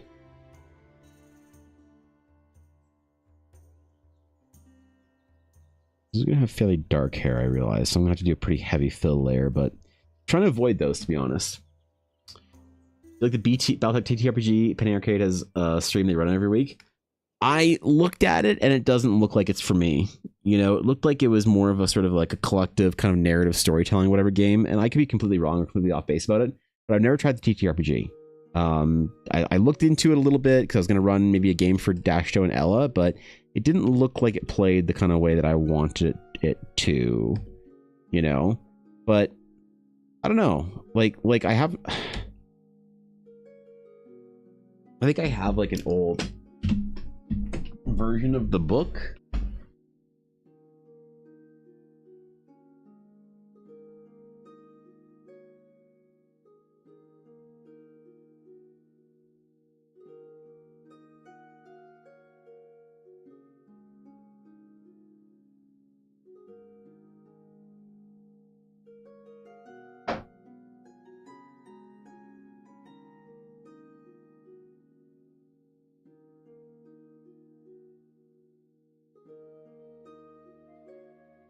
Maybe not.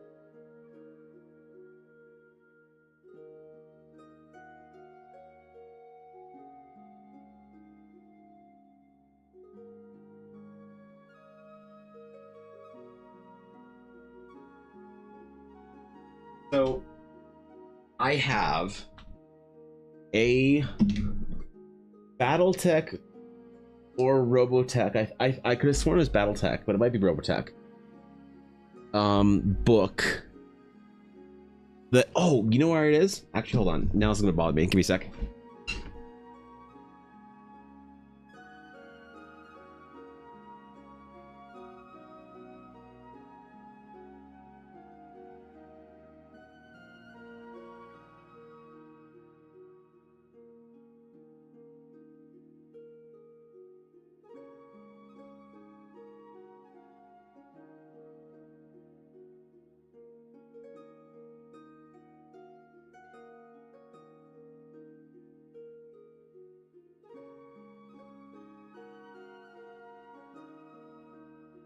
Okay, never mind. I was completely fucking wrong.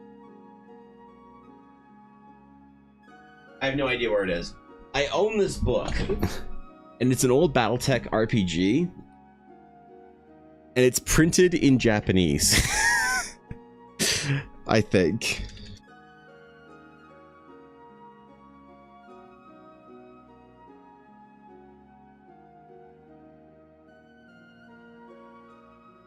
Yeah.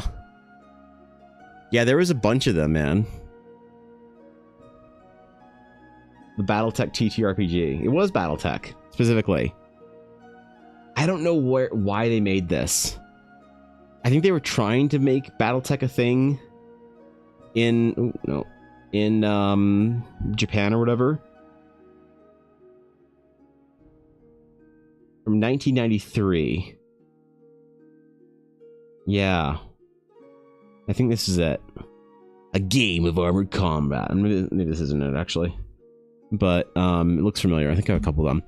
But whatever, dude. That's like, I was considering playing that with my friends as well.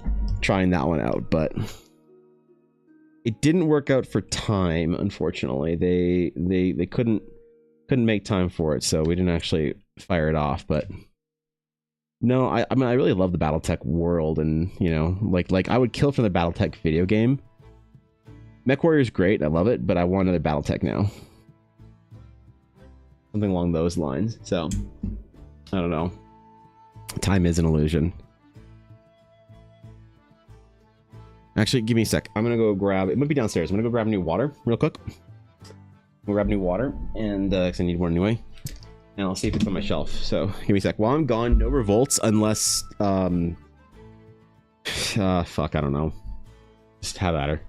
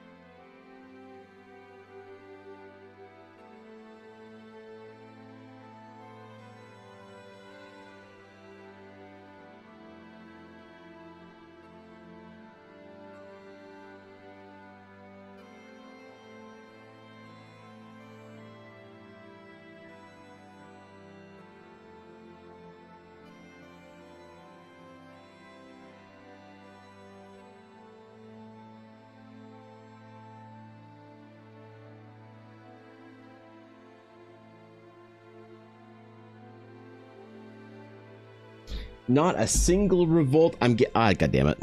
You know, I appreciate the revolution in addition to the revolts.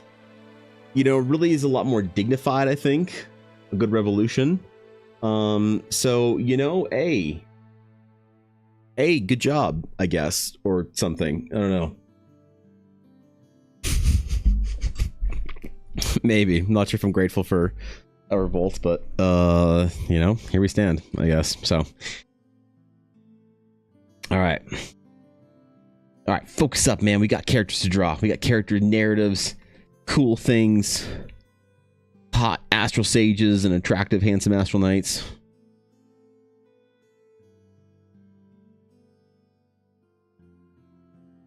That's one thing that I remember. I watched a video maybe like a year or two ago about sort of like introduction to sort of fantasy writing, and it was before I knew about like Sanderson's sort of like writing classes or, you know, anything like that. And this video was like some chick talking about like how to write good fantasy and like some of the whatevers. And I wasn't looking for more like theoretical meta level stuff about writing fantasy. I was looking for like technical stuff, you know, about just like writing in general. And she's talking about like all these things to avoid and fantasy tropes and what not to avoid. And so I was like, okay, fair enough. You know, I'll listen to this and see what's up. And it was like, never make your main character, especially your main heroine or your main sort of like hero, never make them very attractive, because it's not believable to have attractive people. I thought, wouldn't the entire film industry disagree with you? I'm making my main characters ridiculously good looking, all right? Excuse me. You know? That's an interesting looking Tayor. Thank God I'm not trying to draw Tayor until next week. Oh man, if my internet dies, ooh, it'd be crazy, wouldn't it? Wouldn't it be crazy? Wouldn't it be insane if my internet died next week and I wasn't able to actually draw Tayor? Wouldn't it be just the worst thing that happened to my stream since that one time? Since Project Evangeline? Yeah, wow. Ooh, yeah, man, that'd be something, wouldn't it? Mm-hmm.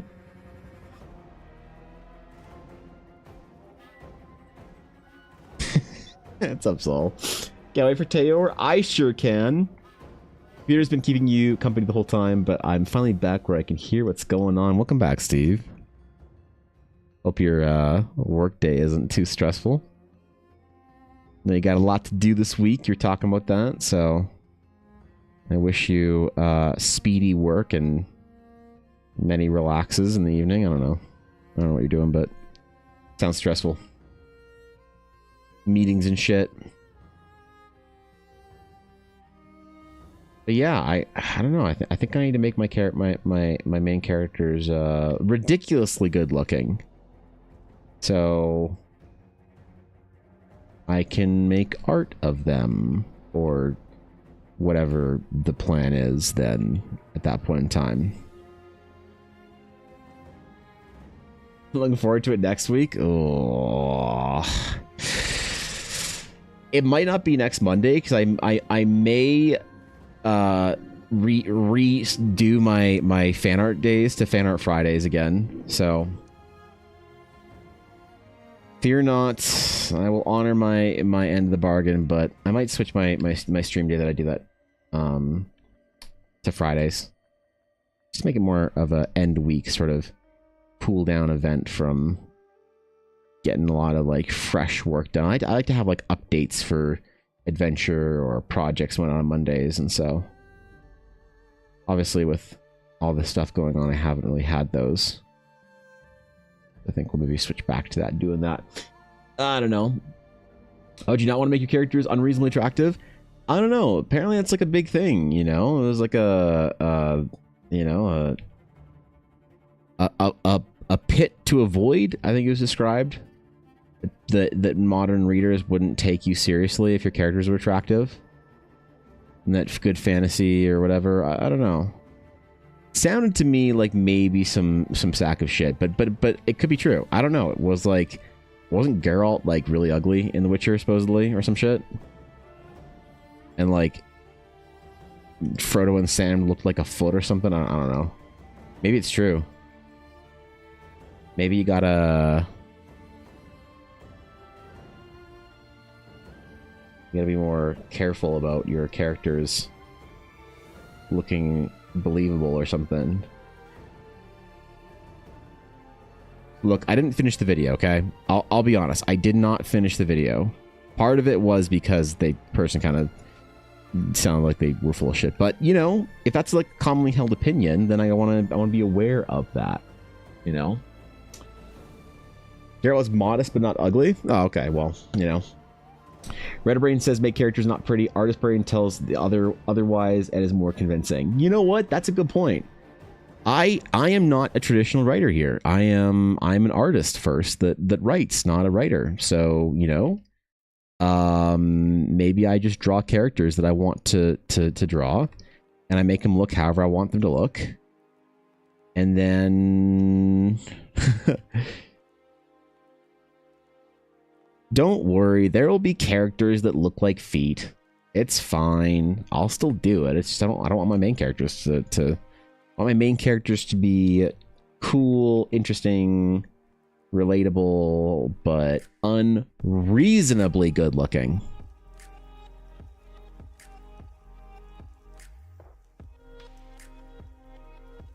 Okay.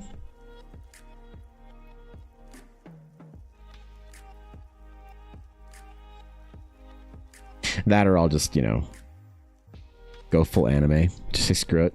Make them all look the exact same. Readers don't want to describe them as attractive. They want you to describe how homely and normal they are. While saying how normal they are, describe abnormally attractive traits as if things that in their world, wait, they're fine. Oh, okay. As if they're things the world they're in find repulsive. Yeah. Okay. Is that the common let me do her little circle thingy. Is that the common request then for book characters? I don't know. Look, I'm on this journey alone, alright? I don't have any preconceptions. How it's supposed to work out. You guys have to tell me what to look out for.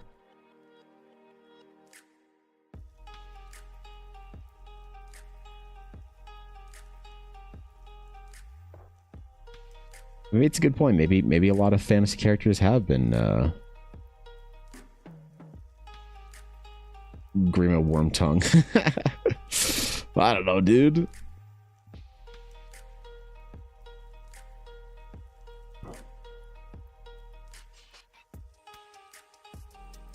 I don't know if I like the circlet or not. We'll contemplate circlet, okay? It's gonna leave her forehead bare for now on the sketch.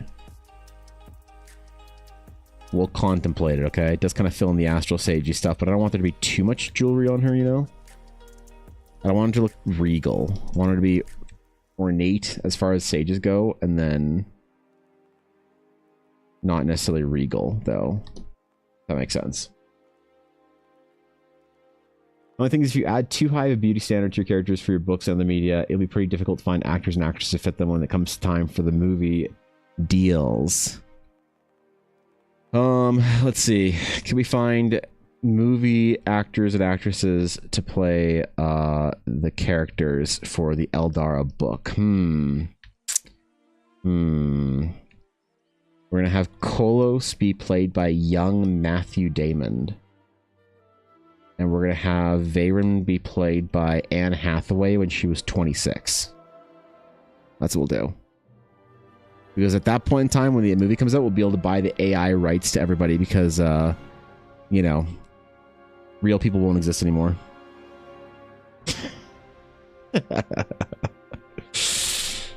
Right? Isn't that how it's going to work? Yeah. Mm-hmm.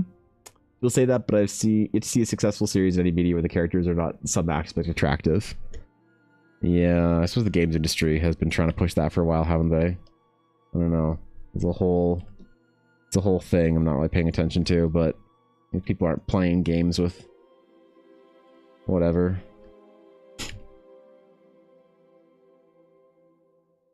It's been a moment people in their feelings about stuff. I don't really pay attention, but I hear about it. Got my ear to the ground. Look, man, I'm trying to stay informed. All right, you know. Yeah, I don't know if I'm worried about the movie deal for the characters. Look, I'm not going to describe them as like really anything. Like, okay, the introduction of this character, Aveyron. I'll read you that part.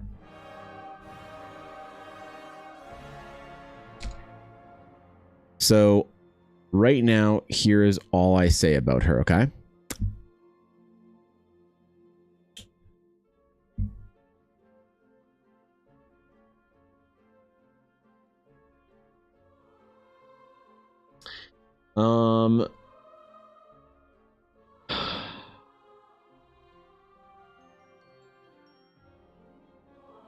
As he approached the table, he gave a respectful nod to Master Mara and a person he was not familiar with. Okay. She appeared to be an astral sage of some kind, the common practitioners of astral magic in Teleria. She was shorter than everyone else there, had no armor, and appeared to be human with the dark hair common to Novalia. She seemed put together for a sage, perhaps one of the monastic practitioners as opposed to the more scattered academic counterparts. That's the only visual description I have for her. So just short, dark hair. That's it. That's it. That's it. That's all you get. You gotta view the art that goes along with it. That's it. Guys, I'm gonna draw a picture book. I'm gonna draw a picture book and you're gonna have to look at the pictures. You can't stop me. You can't stop me. I am every writer's worst nightmare. An artist that decides to pick up the pen. You know, there's a part of me that, like a small part of me that hopes that I'm like can actually figure out how to write a good story, for the selfish, resentful reason of like not having to be told that I need a writer. You know, like I get a lot of like DMs and shit and messages about like doing collaborative projects for people, whether it's, hey, can you do art for my game or do art for my thing or whatever, like professional collaborative projects. And I don't do almost any of them. I don't agree to any of them because a lot, you know, part of them is just people can't afford the amount of art that they need or want.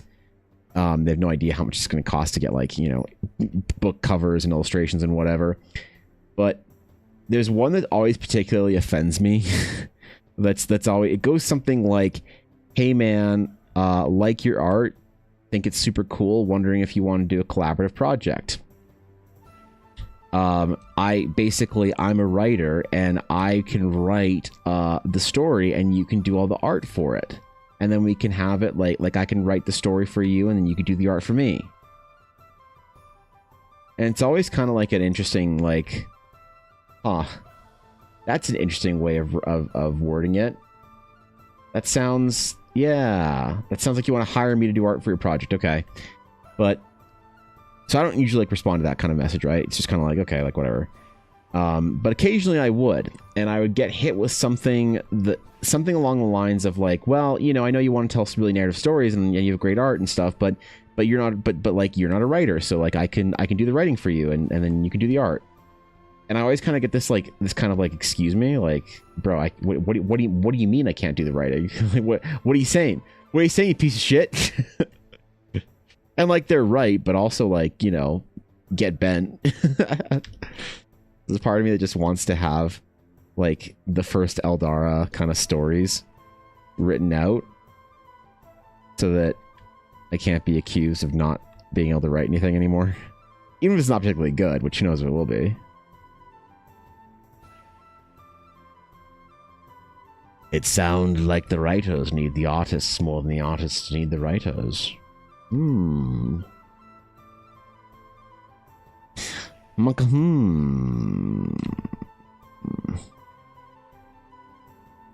Just makes me mad. I don't know why. I just get offended. It's a perfectly valid thing to say. To assume or presume that somebody puts all their time into an art wouldn't have the time to learn the skill of writing. It's a completely fair assertion, but it still makes me mad. I don't know why. I don't know why. And there's just some graphic novels. Well, I'm not going to do a graphic novel. Because graphic novels are basically comic books, right? More or less. As far as the modern sort of terminology for graphic novel goes.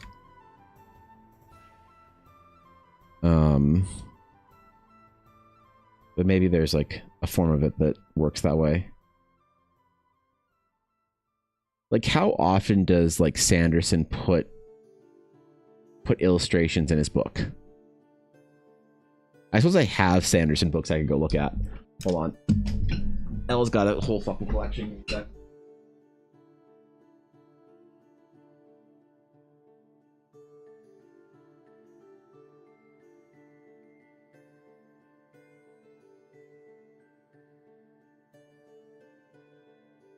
The book I picked up off the top of the stack was Ella's copy of Elantris.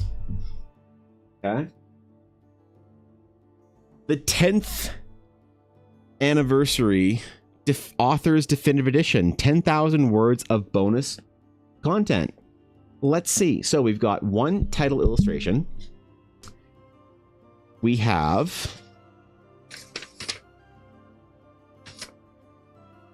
nothing before the story, I don't think. The acknowledgements. Oh. Wait, hold up. Boys, we got a map. Okay. We got a map. Boys, we got another map. Another map. Okay. Me. Alright. When or if do we get a single illustration midway? Wait, what is this? What is this? Oh, it's just a chapter thingy. Chapter icon. Okay. I think we're coming to our first illustration. Please don't be another map. Oh, part 2. Okay, that's not. So I know Sanderson like got art made for the books and stuff. I'm wondering if he just puts it in like his appendices and stuff.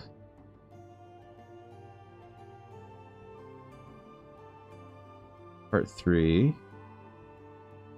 Does he have it at the end? Okay, he has it at the end. So he has some symbols for list of aeons in the Ars Arcanum. So there's some art there. So does he not do any illustrative stuff in his books? I thought he did, because he talked about on TikTok about commissioning a bunch of art made for him for his books. I thought there would have been more than just like... Huh. How often is it acceptable to have an illustration in your book? Is it once every like 1,000 pages or some shit?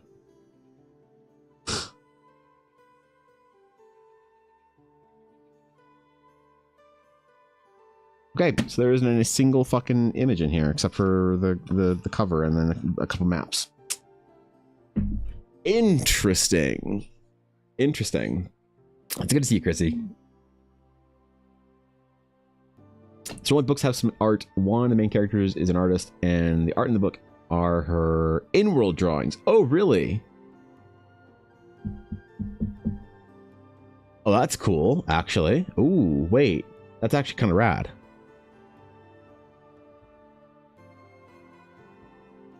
So what is the reasoning for not putting more art into your books? Because, like, we think of the Lord of the Rings, it was pretty... I think it was pretty illustration heavy for fantasy books, right? Not that there were many illustrations in it, just, like, there was an illustration once every so often, as I recall, in, like, the newer versions of it with, like, Alan Lee and John Howe doing art for it. Like, art in the chapter pages? Read a book where it was every 5 or 6 pages was a full page, which was interesting. Is it distracting? Do we not like that? Is it considered like what don't we? Why does our fantasy book genre? Why are we anti-art here? Is it because authors are just insecure babies that are jealous of the superior storytelling capacity of artists? Look, I didn't say it out loud. You guys made me say it. Okay, fucking relax. Jesus, God. Jeez, man. Make one joke, I swear to God, you get canceled on artist Reddit. Otherwise known as Pierce Brown's TikTok comments. That was cool. Okay, one of those things that is super specific to a person. Okay. So it are like, all right, fair enough. Fair enough. There's not necessarily a specific right answer then. It's just they just don't do it for whatever reason that often. Well, I guess if, like, also I'm not really particularly that interested in the rules, you know? If we're being just blunt. Because, like, I know you can basically get, like, you can self-publish books on Amazon. It's not like I need to have some approval or whatever given to me to do a thing a certain way. If it's what I want to do and I think it's cool, then, well, I'll do it, you know? Right? Hey.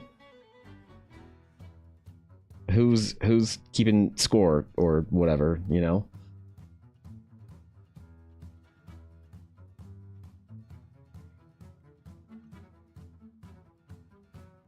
Not that I think I'm gonna self-publish a book on Amazon. I just keep it an online-only thing. Unless I make a physical copy. Oh my god, I make a physical copy and I put a trading card in the front cover like an old Pokemon card in a magazine. Wait! Wait! Chit Chat Work Part 3? Let's go, dude. I thought you said work party for a second there. Like, y'all doing a work party? Nope. Just more work. Sorry to hear that, Azalea. Stay strong. You got this shit, bro. You got this in the bag. You can do it. You just gotta survive.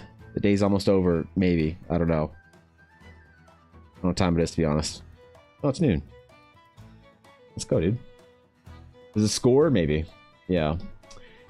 Because most writers can't afford it, would be my assumption, but it does sound expensive. Well, I feel like there's just a lot of writers like Sanderson. Why doesn't Sanderson put in a ton of art? It's not like he's suffering for, you know, from lack of sales for his books. It seems an intentional choice from a lot of the bigger writers.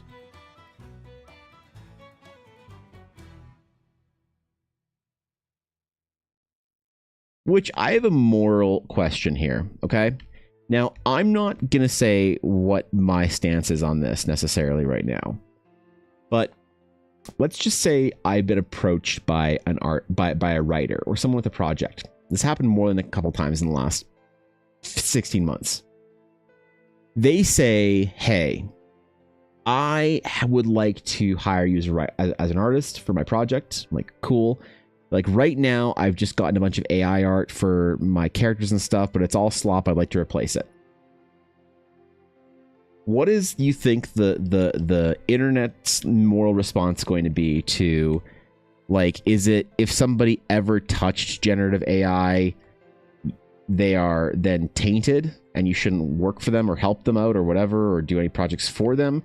Or is it like, yeah, man, like if you like the AI was like a thing you did because you couldn't afford the artist. Now that you can't afford the artist, you're supporting artists and getting real art made and stuff.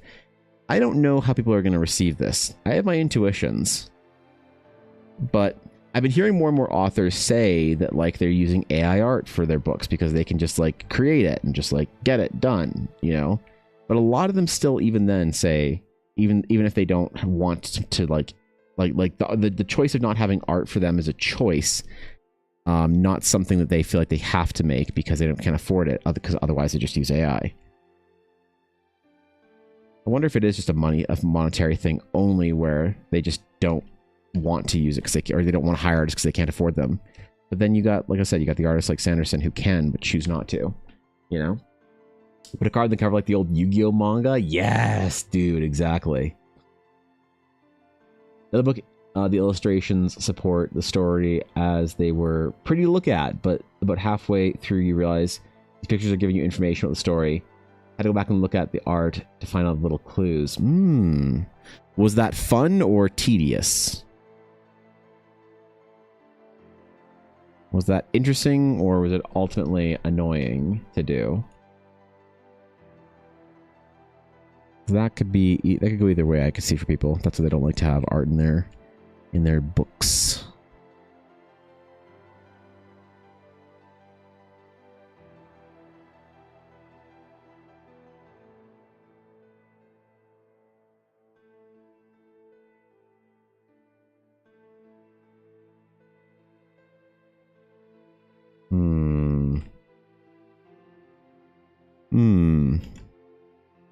I want to do my fill layer pretty quick here, I think, for her hair, because I want to know how dark it's gonna show up as. Like lack of art in books because it bumps the page count up, so I might have to move them into their printing bracket. Oh, interesting. I didn't think about that. Yeah, ooh, that's a good point. Never thought about it.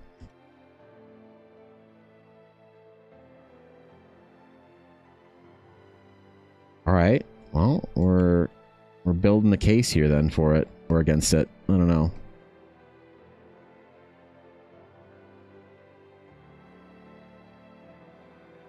I suspect it's something kind of like intuitive or unintuitive or whatever. That it's just writers just don't think of the art because it's just not the way they consume stories, right? You know? Some people use it because they can't afford it. If they can't afford it and they just have money to afford it, to ask, then I say go ahead. Yeah, there's just a lot of people that have like an idea of just like it's tainted water, you know?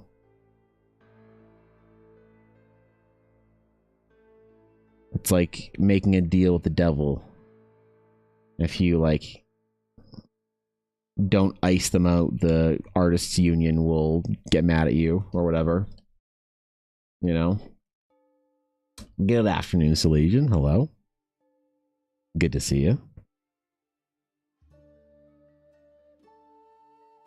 Yeah, I don't know. I got offered a project a while ago that I tentatively said I was interested in doing because the pay was really good, but I didn't end up doing it because just like unrelated reasons.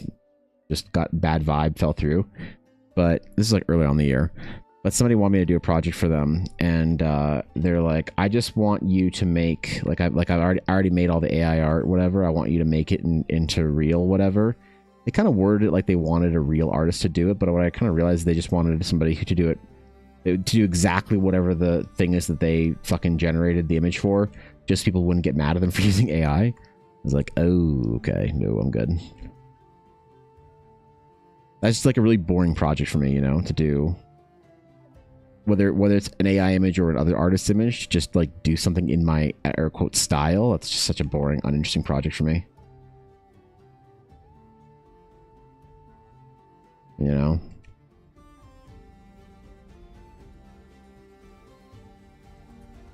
I'm not particularly interested in it, I guess.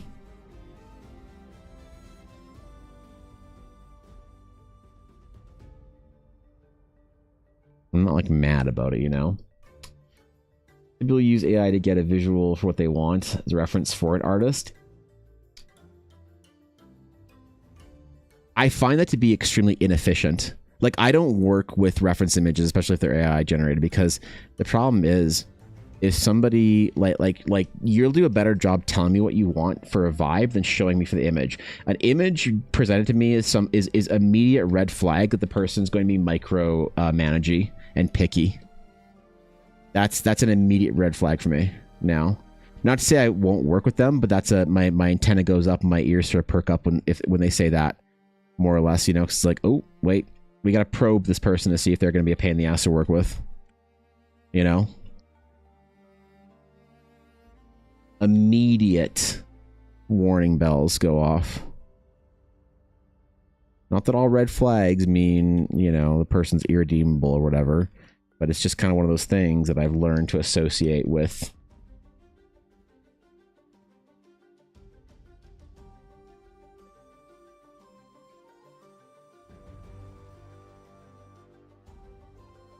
All right. Ooh, I like this like silhouette we're getting here.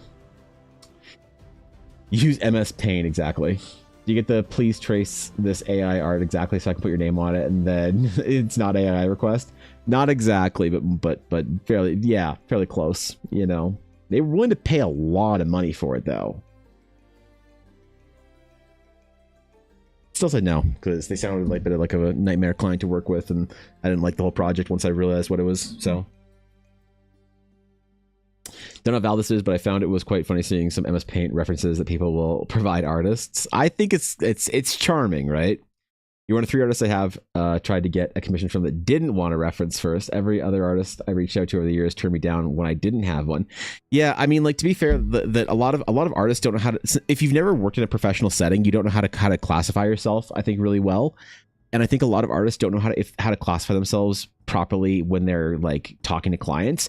And so I make it very clear that I'm not an illustrator. I'm a concept development, like visual development, or a concept artist. So if somebody has like pre-made whatever references, they don't want to go through the process of designing because for them it's tedious and annoying. It's another thing to do. They just want to create whatever it is in their visual style. And that's great. That's super, you know, dope ass illustration work. But I don't have a great way of wording the fact that I'm like, besides doing them request style, that I'm a concept artist, visual developer, whatever you want to call it, and not an illustrator necessarily. So, you know, I do not want the reference. Talk to me and tell me, and we'll build a visual design, whatever, together. Because the problem is that a lot of like, I guess, do you mind being art directed by somebody who doesn't know what they're talking about or not? That's kind of the way I would sort of, maybe like the closest way that I'd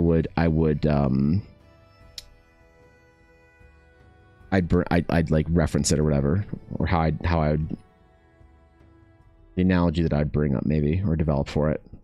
Do you want to be told how to do your job by somebody who doesn't know how to do your job? You want to be art directed by somebody who's not an art director? And for me, the answer is a soul-crushing fucking no, absolutely not. And so that's part of the why I don't, you know, accept references and stuff and let people do a lot of like nitpicky revisions and whatnot. So most of the time when someone asked me to do art for a label of a bottle, they kept referencing Georgia O'Keeffe, but the other thing they wanted wasn't really congruent with that. They didn't want like any of the paintings I did for them, and realized they just wanted a bootleg of George O'Keeffe work and not my style. I backed out. Ooh, yeah. Yeah, I get that. There's, I mean, there is a lot of maybe misunderstanding of what like a lot of artists do or don't do or whatever. That's like fair enough. How do people know? To me, it's kind of like the old people asking you to draw their cats for them.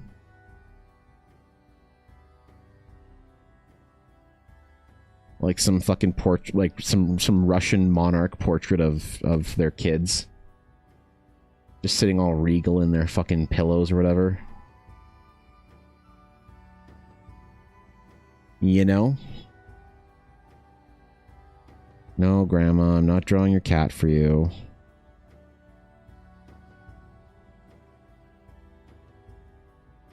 I'm still trying to contemplate if I'm going to accept a project where a friend wanted me to draw like him and his fiance,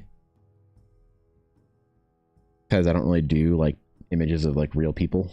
I don't do portraiture of real likenesses. It's just not a thing I like doing, because the problem is people often have an idea of what they want to look like, and when you apply any stylization to it, you either apply a ton of stylization to it or none at all. And if you're kind of in my place of like sort of in between, of derivative but not extremely stylized, then it's like really tough to do without people getting upset, you know? I don't know, man.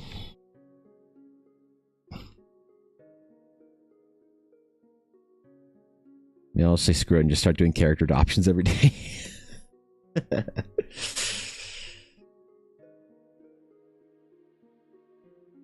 Just do hot lion men after I do my Teor piece next week. Draw hot lion bros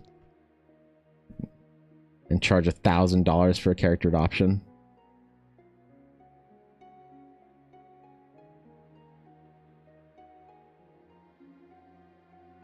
We'll see if the furries actually have money. All right. Or if they don't play D&D, maybe that's also the thing. Maybe that's also the thing. Yeah. That could be a problem.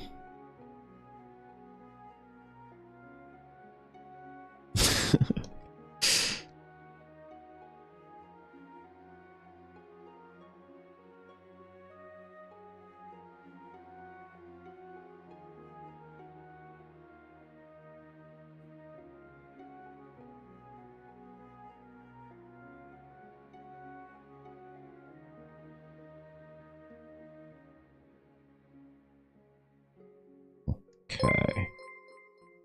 More flowers in here, alright? But also Jan the artist's not putting art in books. I remember a friend of mine wanting to put art in a novella they wanted, and they had several publishers wanting to charge it a lot more for book with pictures. I wonder if it's because the printing, if they want to like do pages with the kind of paper that would take to color images, or maybe even like, I don't know. I wonder if that's the issue. Ooh, that's a good point. Yeah, maybe that's part of it. 600 bits, Azale. I appreciate that. Yeah, because I guess let me look this up actually. Amazon publishing pictures, or can you put insert images into the book?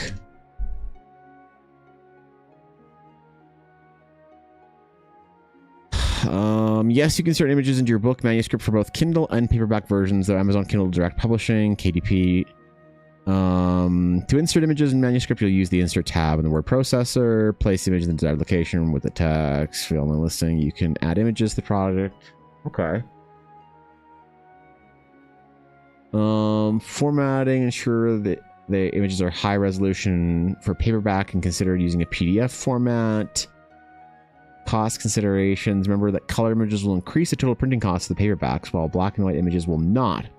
For ebooks, the cost is based on the overall file size. So that would be a thing. Color images would definitely hike up the price.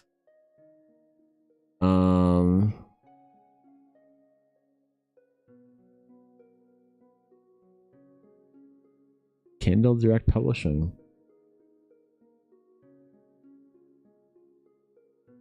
Fascinating.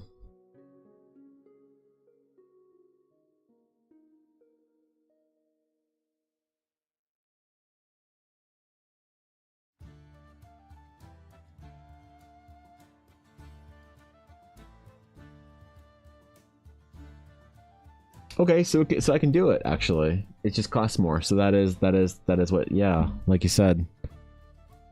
They charge extra for that shit, bro. I wonder how much though, because they don't say what it is for Amazon, but that's interesting. Yeah, I wonder how much they try to charge your friend per, you know, per page or whatever, per image,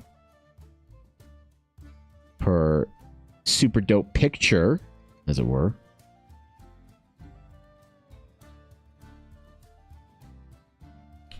Or if I just say it's fan art. Book related fan art.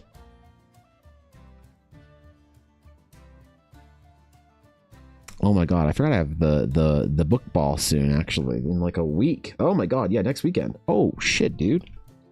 I got my book ball to go to. Bro. Quick, someone give me a lore video on Akatar. Do you know that Evan has officially inducted the Orb cult into Eldara? Have I? Really? Oh, shit. When did that happen?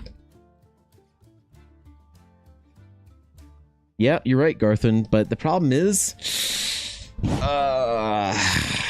going forward, the membership fee is going to be a little too expensive for people to probably afford. You know, the membership fee is going to go to Patreon only. So, yeah, it's going to suck. I don't think people will want to stay in the Orb cult, so we'll have to disband it. You know? So, going to do Akatar fan art for it? I want to. Yeah, I still want to do the main two characters.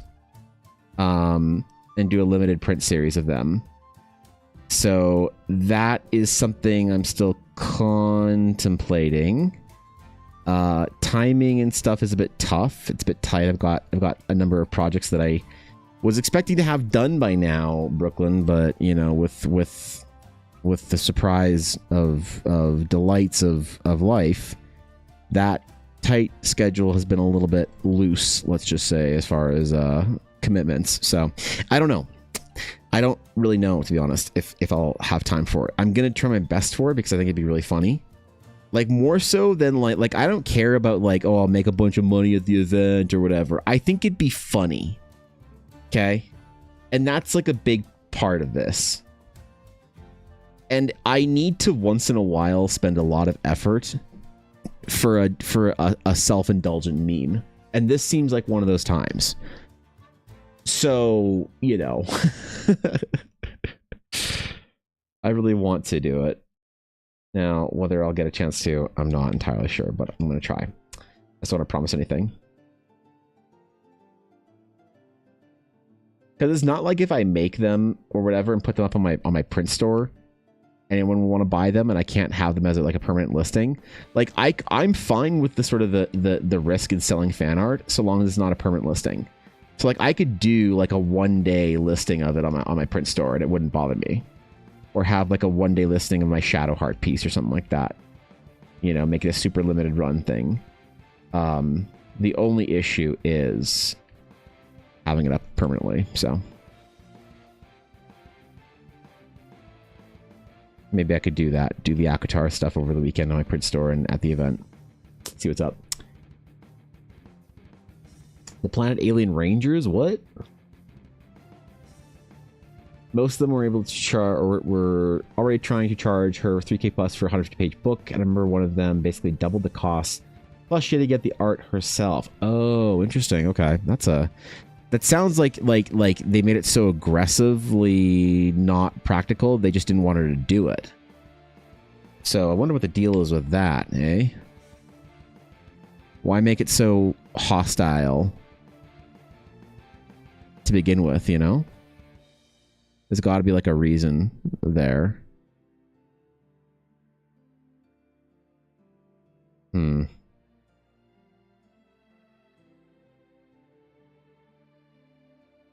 That's a lot, man. That's a lot, dude.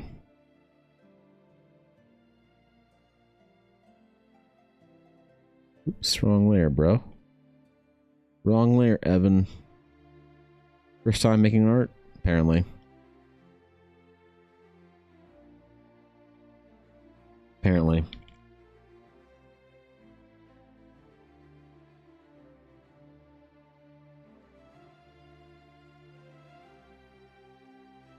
Okay. I need to, like, I think, zoom out of my shadow, my shading a little bit on these pieces and not go so light on them. And we lower the resolution slightly or increase the brush size just a bit. Just a smidge. Get a little more rough with it so it's not such a dainty texture. More in line with some of the line work on the rest of the piece. Alien Rangers came when the Power Rangers lost their power. Yeah, I don't know shit about Power Rangers, dude. Yeah. That's 280s for me. I was not up to speed with the whole Power Rangers nonsense. Was my jam.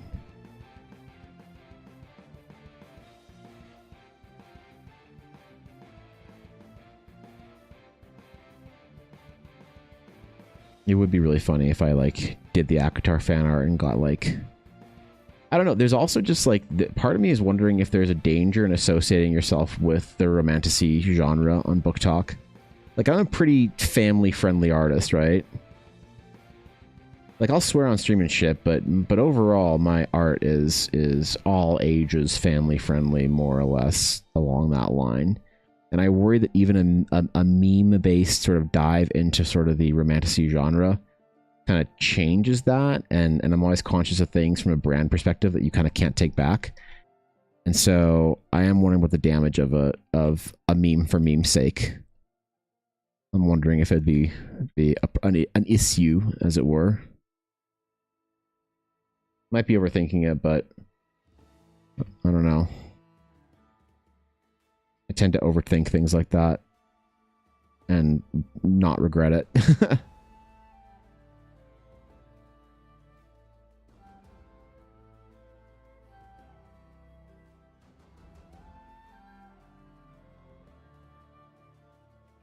So we'll see. We'll contemplate it. Withers the assets family friendly since 1942. Yeah, I mean, like I deleted that tweet for a reason, you know. Yeah, that tweet's gone. You draw one booba joke and it becomes your brand, you know.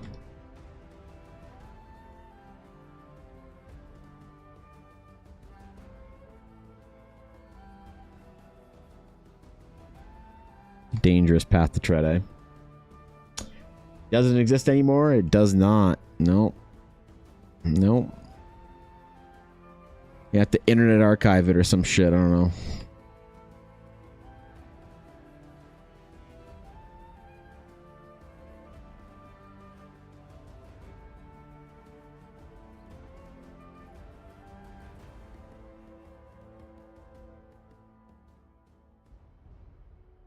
Okay.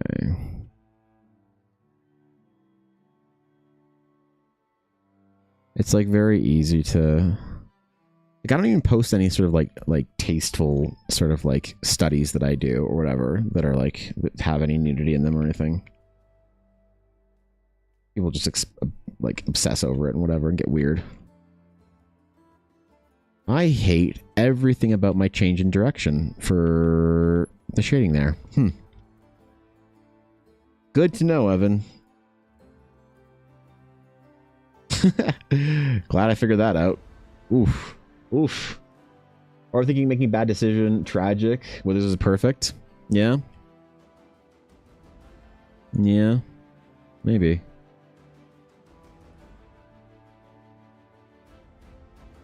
Maybe.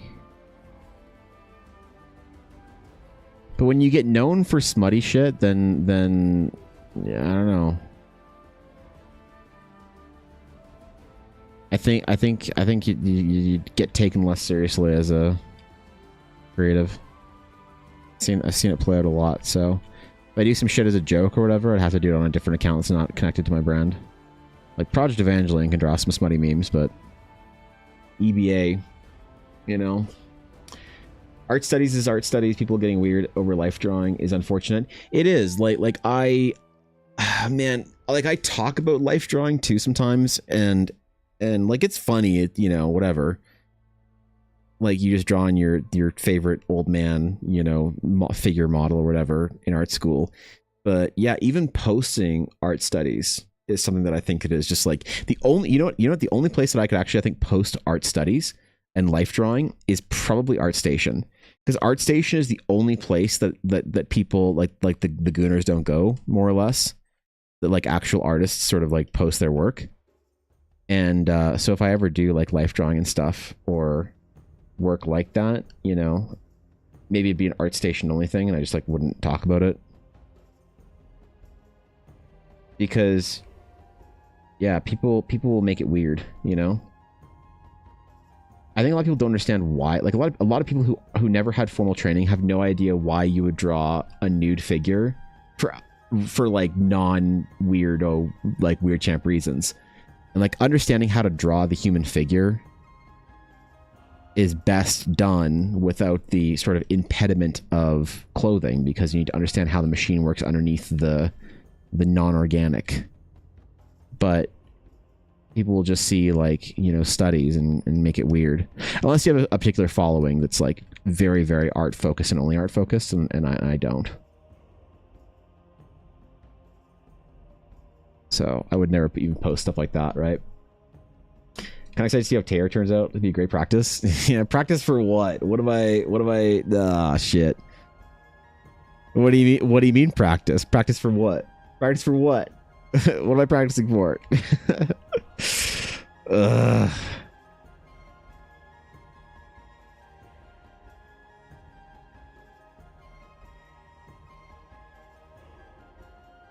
Just draw the Nyan cat or some shit for this.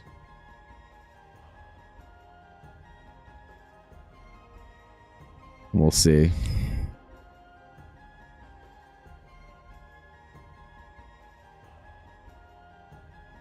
I don't care. I'm giving Veyron my signature, as TikTok put it, cute little unrealistic button nose. And my TikTok art critics have so ungenerously called me out for same face syndrome.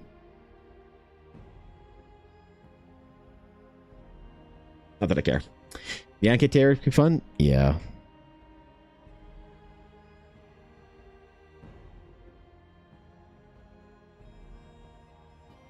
It'll be fine. It will be fine. Loot phrase stuff's never going to be on my request list. Yeah. Yeah. Just anthropomorphic faces, of course. I mean, the problem is, it's not even about lewd furry stuff. It's that anthropomorphic characters are tough because people usually want them to be expressive, and that immediately makes them cartoony.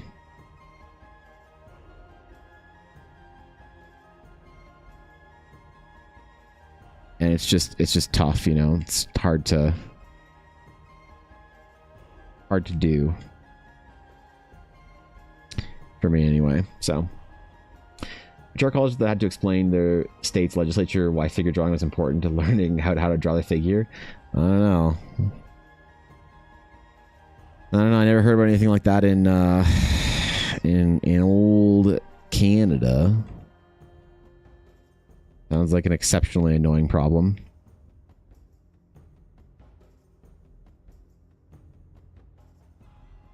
I mean, look, everyone got a pass on their very first day of figure drawing, right? Because, like, you're a bunch of 17 and 18-year-olds in art school for the first time, or whatever. You're a bunch of stupid kids, and you see, like, somebody gets that. Like, we didn't do nude figure drawing in high school, obviously, so it's, like, kind of weird. It's funny, it's awkward, and whatever. And, like, yeah, you get a pass your first day. But that second day, you better get all the fucking awkward whatever out of your system. Because if you walked into my drawing class and were awkward about it, you were asked to leave and re-enroll in the course when you decided that you want to be an adult about it. I respected it, man.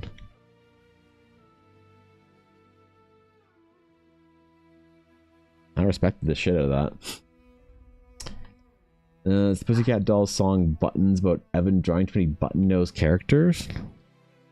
Bro, that's a reference from fucking 2003 or some shit. I haven't even thought about the Pussycat Dolls since I was 16. What the Holy shit, man. I don't know. I like to think that the community that joins streams here, at least, are pretty art focused. No, I don't think so, Salesian. I think that most people who watch my streams are more RPG, fantasy, storytelling, D&D focused. I don't have a ton of, like, air quote artists that watch me. My air quote content, again, there doesn't really cater to artists because it's not informative, I think, or educational. It's more like the art is sort of me, like, communicating all the other stuff. So I don't have, like, if I made, like, tutorial videos, I don't think they would do very well. Or if I made discussions on art and whatnot, they would be very, they'd get very kind of probably under valued or not appreciated or whatever.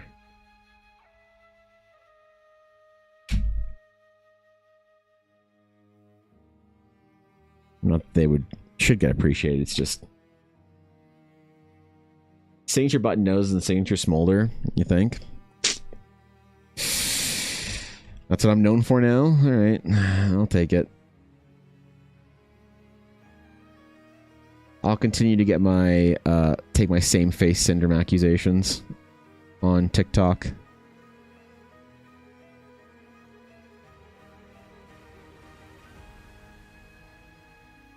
Like, I made the most baity video a while ago where I basically was like, uh-oh, I see a pattern with my art. I never identified what the pattern was.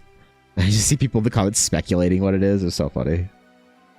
That was me having fun that day, right?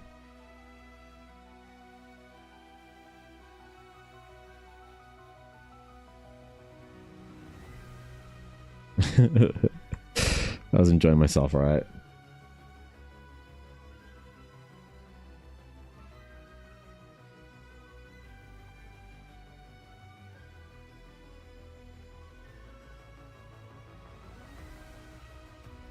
I was very happy to see the joke was not received by most. That was good.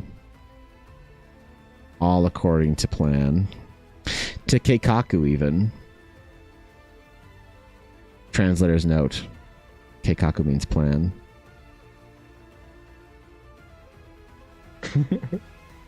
And serial professionals mean we can appreciate the work in less juvenile fashion. Do you find watching your work informative? Oh, sure. Like art appreciation, I agree.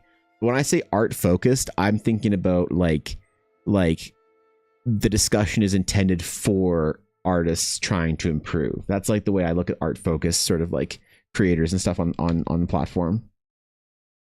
When I look at like Instagram sort of like videos from artists that I follow that are talking about like how they did a process or whatever, the technical part of it, I'm not very technical about anything. People ask me technical questions once in a while and I kind of like, you know, I don't blow them off, but I don't go super deep into it either because it's just like not many people give a shit about if I talk about how I think about color theory or whatever for 3 hours. Because I could talk about the art side of things for a lot longer, but it would just be like it would lose a lot of people.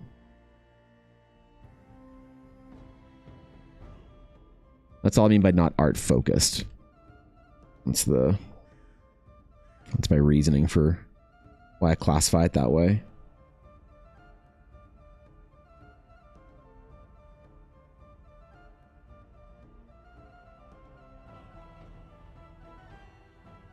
Okay.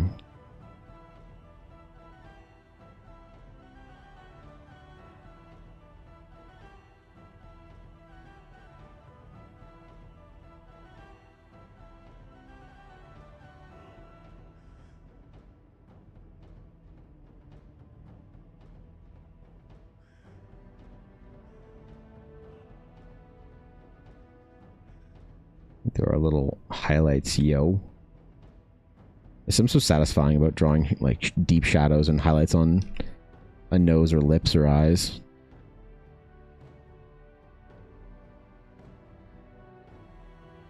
Makes it feel different, you know?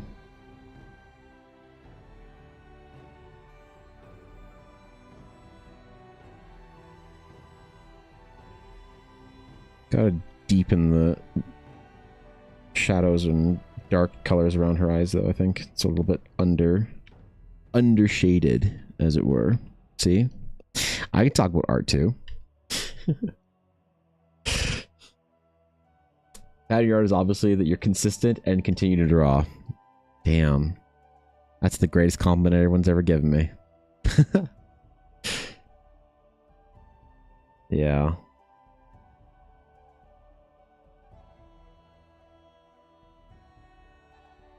God, I'm having a hard time thinking about how to, like, teach artists about consistency. It's like the one lesson you have to download into an artist's brain is consistency. That's it. I gotta find a convincing way of describing the values and benefits you get from it. But I am struggling with that, let's just say. I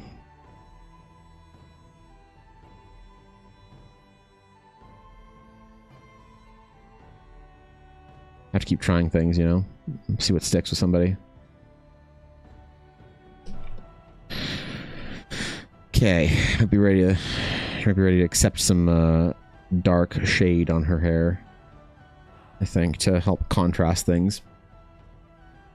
Good luck, Azalea. Good luck. Take care of yourself with your shift.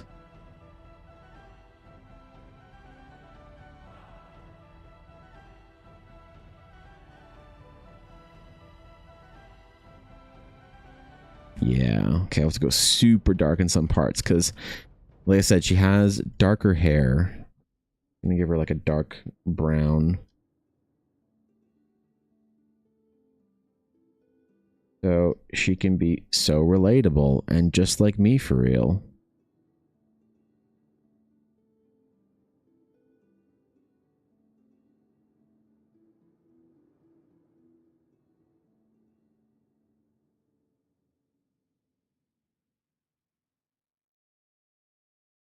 Oh man, what is with this selection?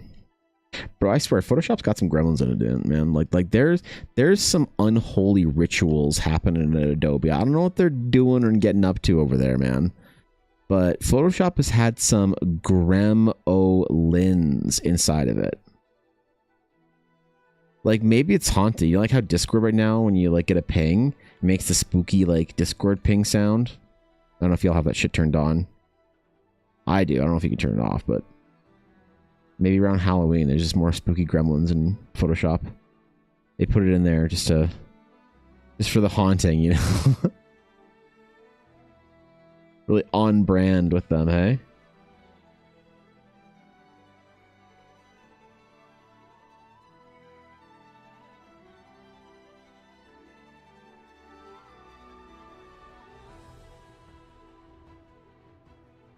And that could be it. I don't want to go too dark with these selection layers because I don't know, they don't look good when they get too dark. Especially for hair. Clothing I find it's fine, but the hair really, you have a character with like lighter complexion, then the dark hair really makes it feel kind of like they're wearing a hat instead of it's their hair that's like there, you know? So you can't go too dark with it.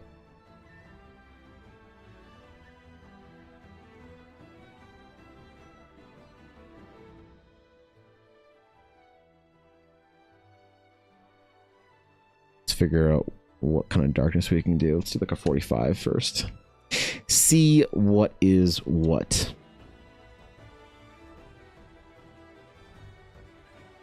How's member fees been lately? Seen any difference?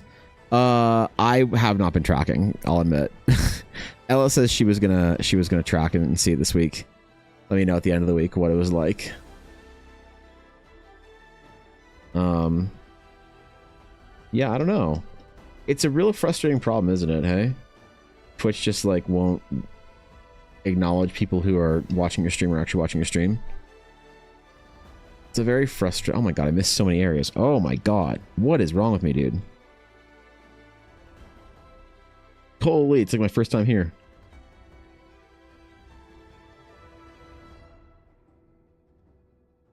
Ew. Evan, come on. Get your shit together, bro. Yeah, we'll see, actually. I'm not sure. I'm optimistic, you know?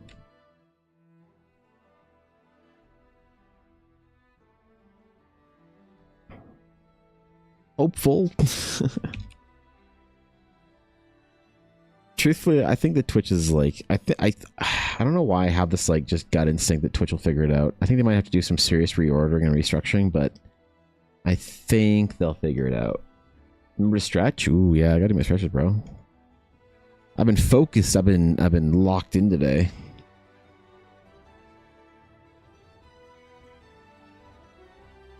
Okay, let me go refill my water. I'm chugging it today, dude. It's so dry. Refill my water and do my stretches. Give me a sec.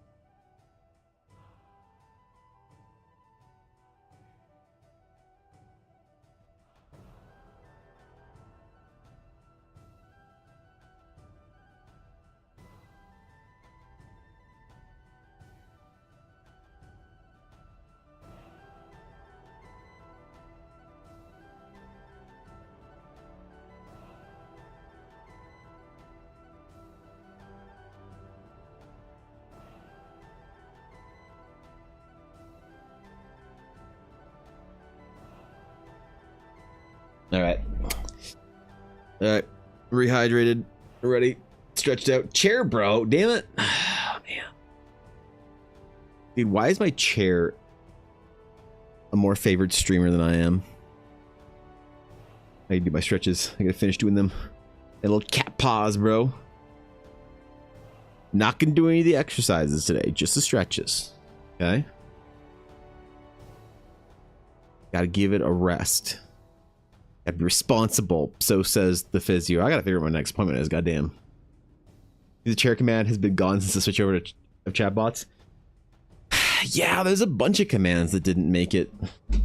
I feel like sometimes I want to go back and like grab a bunch of them and bring them back over, you know?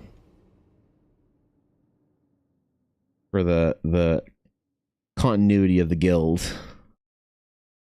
To ensure that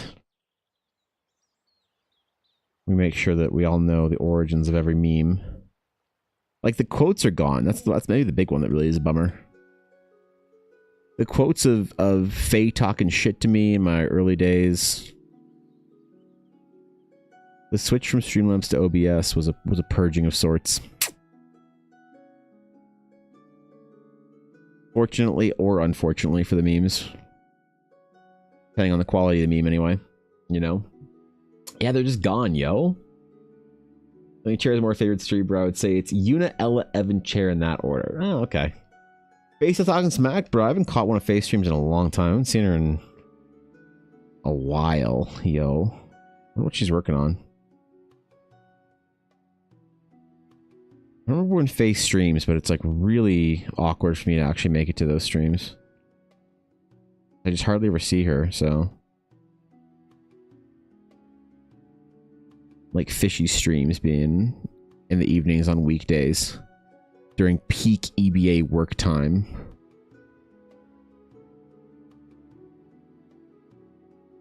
When I'm in focus mode and whatever. Sunday and Monday, yeah. Saturday would be easier, but Sunday's a tough day for me to do, so.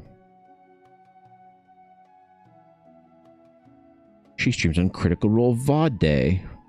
I missed when Faye was live like every weekday. So I didn't end stream and then like an hour later she'd be live. That was good. Those are good times, man. During that early era when everybody was home. Just chilling. Alcohol spraying all their groceries.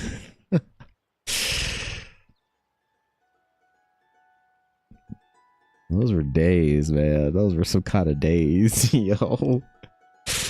Ooh, I don't know about it.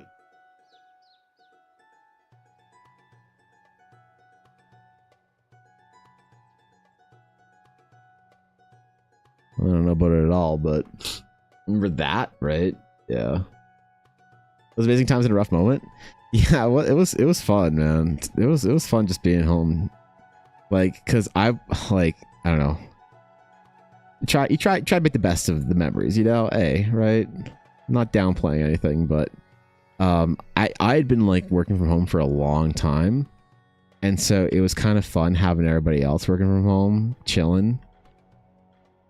You know, I remember in the first sort of like 2 weeks of shutdown when no one had like their work or whatever, and they didn't know what to do.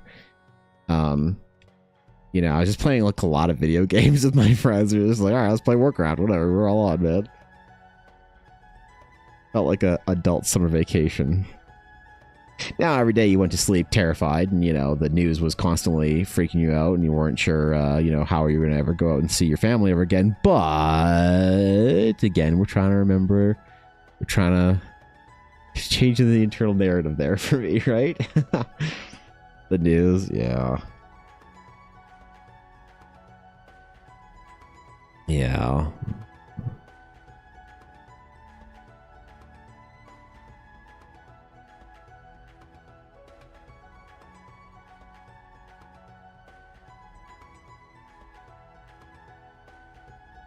Your family finally figuring out what fucking Zoom was or whatever. 2 weeks. Yeah, that's right. Be indoors for 2 weeks.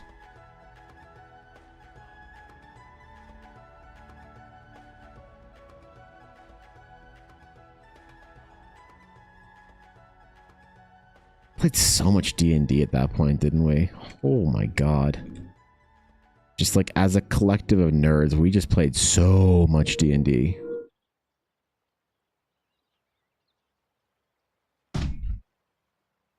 Bro, what's with this construction out here?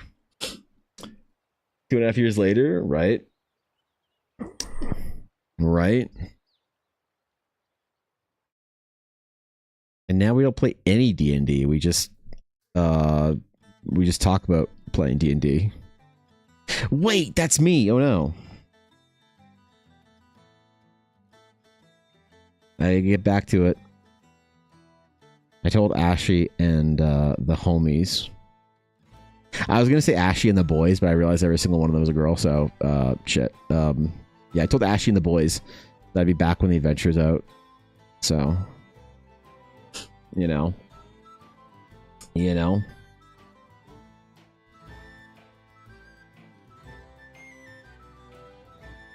Let's see. What's she looking like? I'm gonna zoom out every once in a while. Having the fill layer actually usually is a bad idea for me, but it's helping this time. I don't know why. I'm evolving in my ability as an artist. Maybe. Or so I will say to make myself feel better. One day I'll be a real artist. One day I'll stop LARPing. I'll get my shit together and go be a real artist. I'll take my bags and go to California to work for Marvel. I'll live in an apartment with 3 other comic book artists, trying to make our way in the industry. I'll romanticize the entire thing so that other people want to follow in the same footsteps instead of thinking it's an awful idea. And then I'll end up as an animator at Disney. Sounds like a career well had, you know? So determined to play D&D, I started another group this summer. Did you really? How often do you play, Legion? How often do you play with your groups then?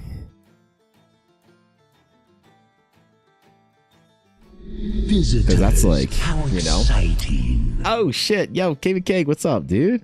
What's up, Kate? Guys, if you are not currently following the master artist, Kate McCaig, please go over and change that. Say what's up. Go drop a follow, throw some love, shoot a prime over. Yeah, Kate's an amazing artist. Fantastic designer, has great creatures, narrative. The whole package, I'm telling you, man. When I grow up one day and stop LARPing, I want to be a real artist. I want to be a real artist too. So until then, I'll keep looking up at my Twitch betters, alright? So, yep. Welcome in, guys. Good to see y'all. Hello. Today we are doing a character piece for, actually, I'm taking a bit of a break from all the stressful big projects, and I'm doing a little personal project. I'm drawing one of the 2 main characters from a book that I'm writing for my first ever Eldara novella. So, drawing one of the 2 main characters, and hopefully I don't screw it up. I mean, I'll probably screw it up, but you know, we're having a good time regardless. So, and thanks to the follows, guys. Welcome in. Honored to have you. And she's an amazing podcast. I did not know that, actually. Wait, really? Tell me more of this amazing podcast. Where can you find it? When's it released? If I wanted to have an amazing podcast to listen to, where would I go? Apple Podcasts, Spotify, and everywhere podcasts can be found. Throwing character stuff in my comic? Oh, that's rad, dude. That's so rad. Yeah, seriously. Kate's awesome. Please go over there and drop a follow. And I'm humbled. I'm humbled by y'all stopping by. For those of you who don't know me, welcome to my stream. Hello, I'm Evan. I do a lot of fantasy art for my own world setting that I'm publishing a D&D adventure in, actually, called The Realms of Eldara. So that's my unfortunate jam, as I just draw dragons and knights and shit all day. So we're on season 4 of a D&D podcast called The Roaring D20s. Lots of dumbassery. Wow, that's crazy, man. Man, if I wanted to watch the Roaring D20s, I wonder where I'd go find that podcast. On what podcast services I could find it. Bookmark the episodes. Download the or pre-download them as they come out. That's crazy, man. That's awesome. I'm glad to see you still crushing it.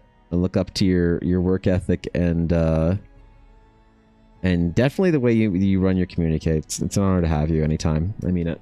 So, follow your Instagram, but I didn't know you streamed. Oh, really? No shit, dude. Well, Pocket Cleric, welcome in. That's so rad. I'm honored. Thanks for stopping by then. Thanks for checking the Instagram out. Yeah, I don't talk about stream all that often on Instagram because I mostly just post like little short videos of character art and stuff. I do a lot of like commission character videos and stuff there. But I post in my story when I'm live typically, but that's about it. So yeah, if you just sort of know me from Instagram, it's probably not apparent that I do anything but make dumb little videos and shit. So glad you asked. We're on all platforms. You can find us at. Damn it! Shit, the links get auto-modded. Ah, crap. Let's see.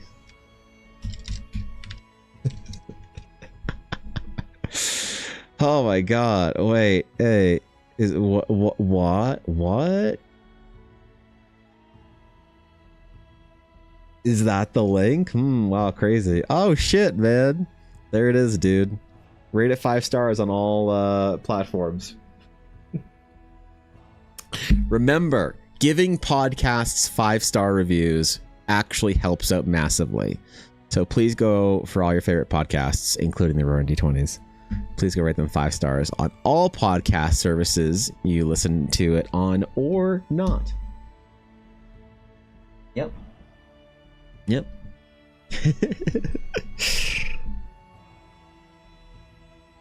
That's fucking sick, dude. Well, if you don't mind, I'll go snoop your VOD and see what you're working on after I'm done streaming today. My favorite thing to do when my artist friends raid me after stream is go snoop their stream and see what they're working on. So if your VOD's up, I don't know. VODs are weird. But yeah, we're just trying to get this piece done for today. We're just relaxing today, all right? It's a no stress, no pressure day where we're just talking shit. You arrived as we were complaining about the fact that none of us actually play D&D anymore. By us, I mean me. I haven't had a game in a long time. Help. No, I put the game on hiatus for a bit while I was trying to finish the adventure, so the players are being understanding, all right, but I'm still missing it. And Baldur's Gate once in a while isn't scratching the itch, unfortunately for me, so I gotta figure something out, you know. Hard to get groups together. It is so hard to get groups together, especially like playtest groups for adventures, you know, where everything needs to be kind of like in world and like work with like, you know, that kind of shit. I have to put some restrictions on stuff, and normally it's really easy to find players for that. Like I have a billion people that would play D&D with me, but the problem is like people willing to play test a game, it's a bit different, you know. So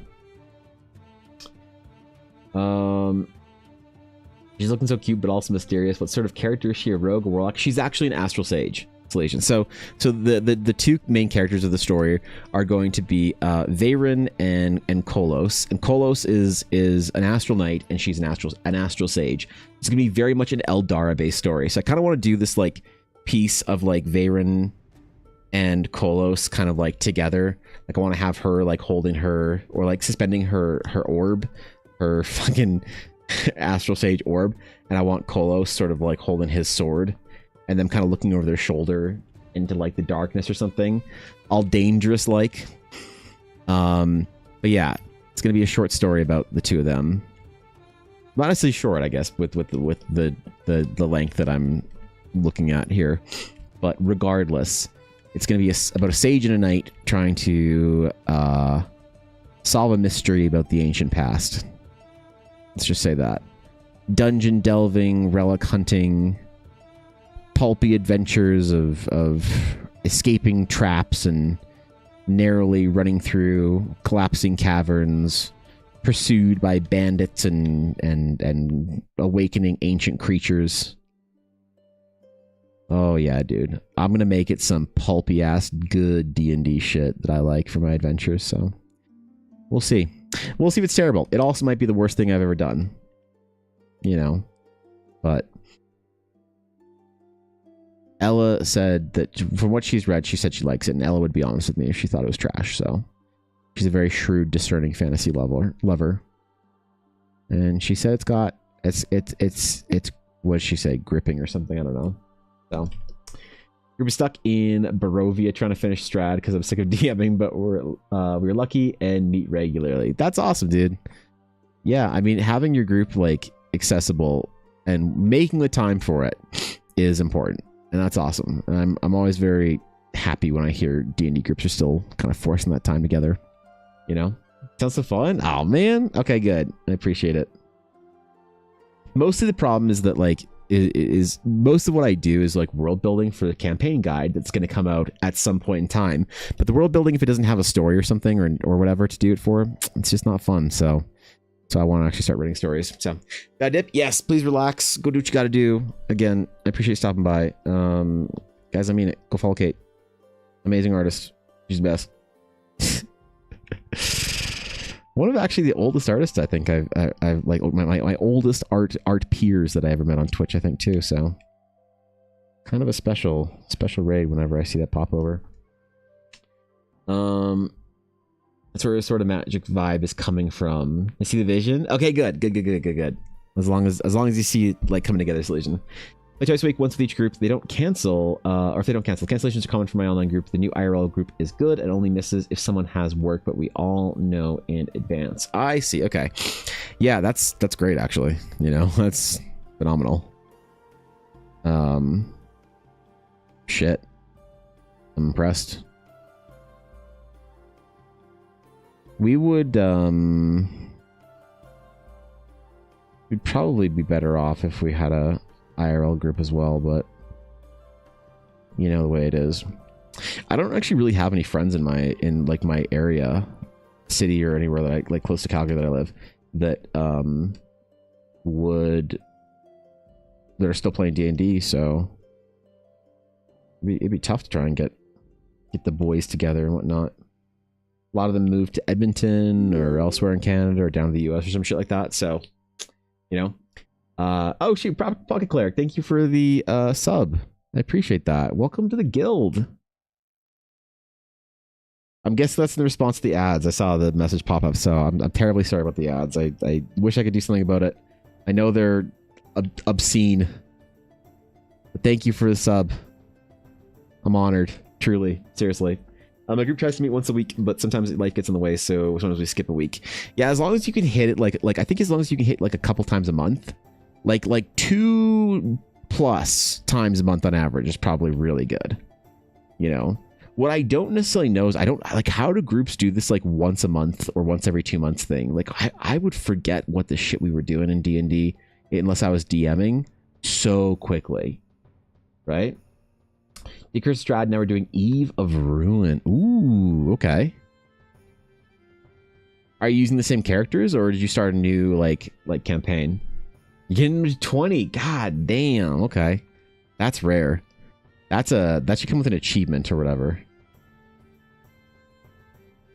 That should definitely come with an achievement. I want to do like my I have plans to start my decade long kind of like West Marches game, and I really hope it fires. I really hope people have fun with that one, because it's basically the only way I think that I'll be able to do a big like long level 20 campaign is by doing it West March style with like a couple of core people and then others who are willing to sort of come along for one part of the adventure or whatever, you know. It's a lot easier to commit to a 3-month D&D kind of adventure than it is to commit to 10 years of it. So I think that's the only way that I'll be able to do it too. Using the same character, Reborn, Blood Hunter, Echo Knight. That's sick. That's great. That's a great combination. I've never played a Blood Hunter ever, not once. I don't play that often. I DM more, but kind of want to. They seem cool in combat. You're also stuck in Barovia, and I'm sick of DMing it too. Oh, that's funny, man. We got to create a Barovian DM support group here. I find the world tough to engage certain players with, since some players either only like the combat or don't care about the world enough to realize how dire the situation is. Oh, I see. Damn. Y'all got roped into running Curse of Strahd. Now you're stuck there 3 years later, wanting the hell out. Oh, that's funny. That's so funny that, like... Hi, I'm Sol, and I'm stuck in Barovia. You know, I'm Evan, and my group's been stuck in Barovia for 3 years. We need a support group, man. We gotta come together for our DMs. Right? I indoctrinated my bestie in D&D. She used to think it was a bit silly. It is a bit silly to be real. So, you know, fair enough. Fair play, but... That's great. More people playing is a good thing. Playing that infrequently killed the group I was DMing for. Players forgot everything all the time, so made it so hard. I dropped the magic items they literally asked for, and they'd ignore it. Damn. Yeah, it's a challenge. It's a challenge. I feel it. I'm really optimistic about this new game that I want to run. I'm like really optimistic about it. I feel like it's gonna work. I wonder if it would be easier for me to have like to write a story for Kolos and Veyron, to have them as characters in one of my campaigns, but I kind of want to keep them aside and away from D&D until I'm finished writing the story, you know.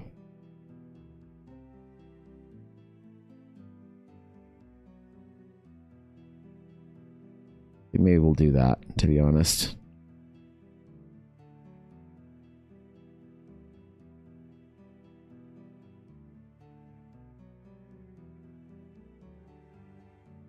We're gonna give Veyron a couple of e-girl freckles.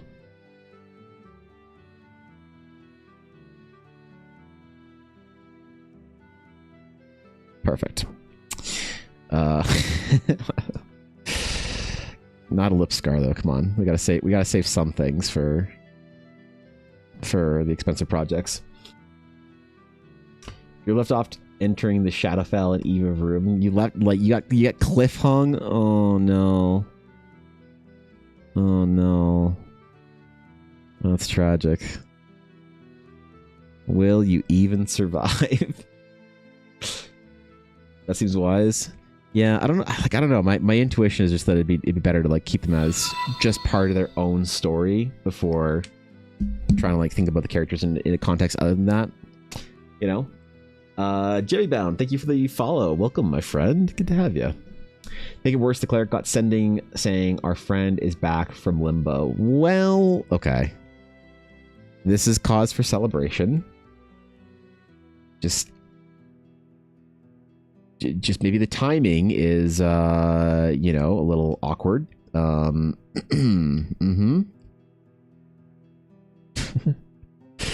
I love that.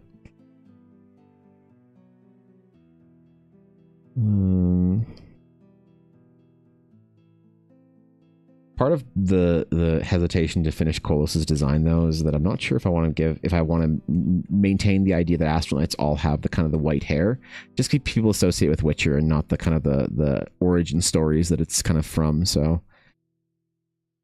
maybe we'll do Kolos tomorrow if we don't finish, or if we finish Veyron today. And maybe I will just avoid it like the plague until I'm done writing the whole story, and then I'll do a piece for Kolos. But I'd like to get both of them. I'd like to get the two of them at least done. There's going to be other characters in the story, but I'm really going to focus on Kolos and Veyron and their sort of adventures together. The character's white hair? Well, that's kind of the best, right? So this class that I'm creating called the Astral Knight, all the Astral Knights, typically when they go through this like ascension ritual, their eyes glow blue, they get these like runes in their body, and it strips their hair of all color. But the problem is when I had that idea like a couple of years ago, it was like, oh, cool. And then Witcher 4 got like announced. And then as soon as it got announced a couple of weeks after that, people kept saying, oh, so they're Witchers. Like, okay, maybe we need to change that. Even if like I don't know. they have to go through some kind of a ritual that's dangerous to become knights, and their hair turns white. Oh, they're witchers.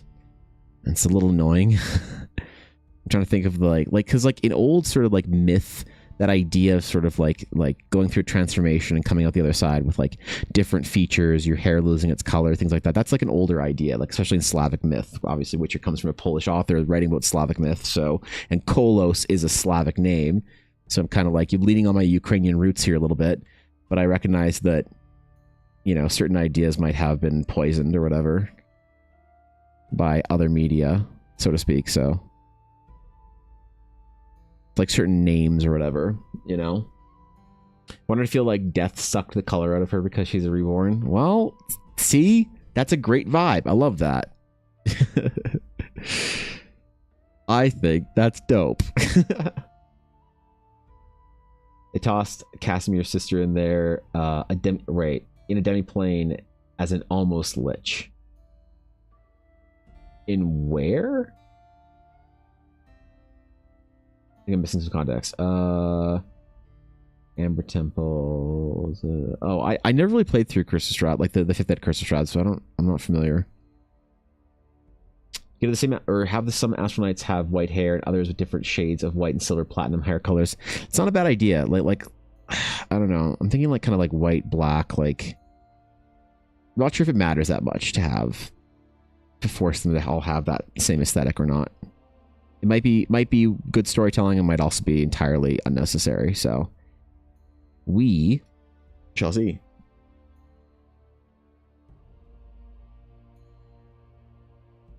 Oh.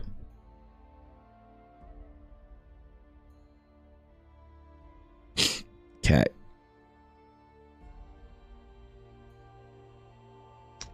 I think for the video I'm going to make for this character, I'm just going to talk about the lore and just talk about it like anyone should know what I'm talking about. Just be very confident with it, That's kind of a meme. How 3, thank you for the follow. I hope I got that right. Only color she has is green eyes. Otherwise, everything is either white or black coloring scale. That's a great little fleck of color in there. Right in the eyes at the focal point. I like that. It's good design right there. The Astral Knights connect with the astral plane or the stars in general, or do they connect to something more specific like constellation? So, there is no extraplanar in Eldara. There is no extraplanar sort of interaction. There are no planes. It is all physical world, right? So the Astral Knights, what they do is just like Astral Sages. They draw their power from what they call the deep sky, but it's more or less just constellations that have been identified to carry some kind of a strong magic power to them.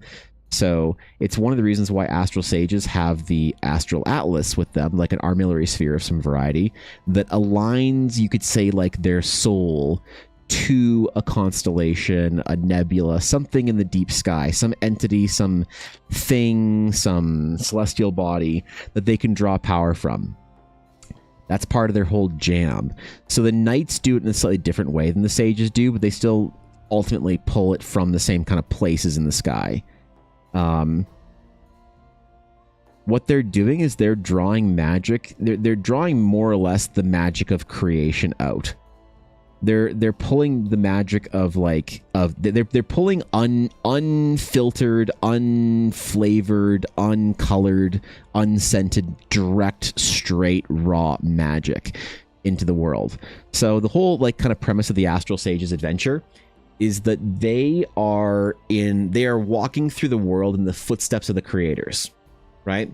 So the ancient Eldari, the Celestials that built the worlds, the realms of Eldara, more or less, they use the same magic to build, to bring everything into creation, to shape the worlds and to create the life and all this kind of stuff.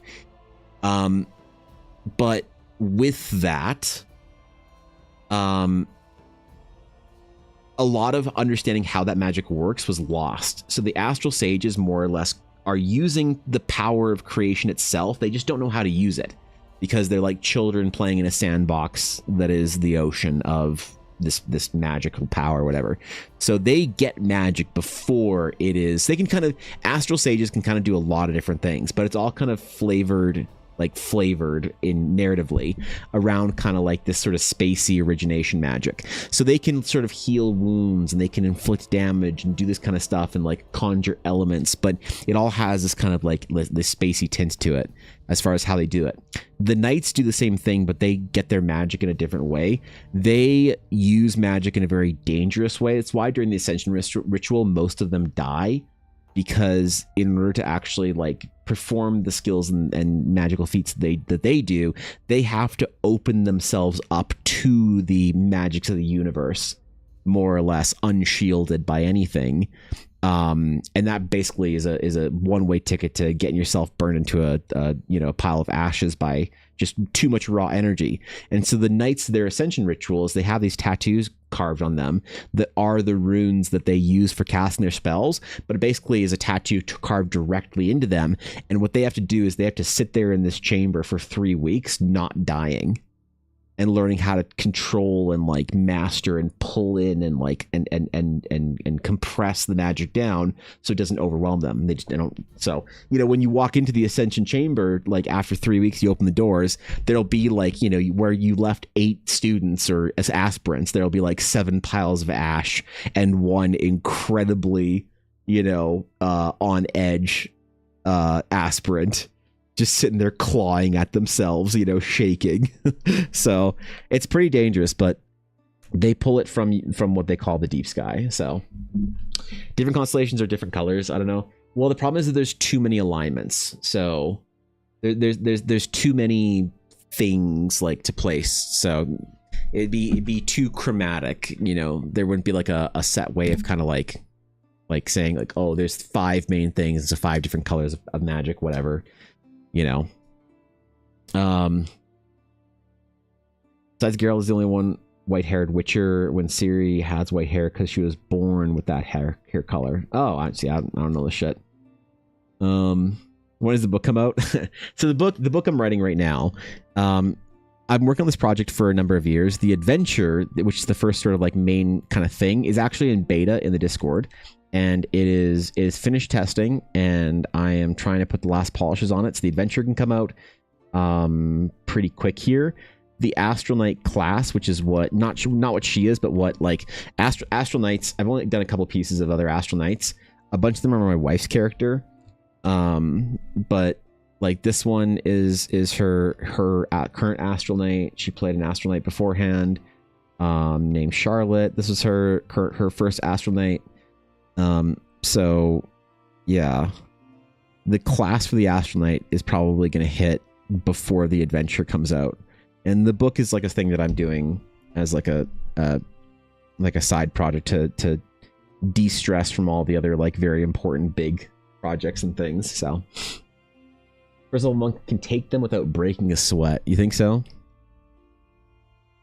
Yeah. Yeah, maybe a first level monk with from 3.5. I don't know. Those guys were crazy little dudes. Too many lines to line with the colors. I do like the idea of their hair shifting to white. Does it permanently happen, or does it shift when they use their magics? No, it they change.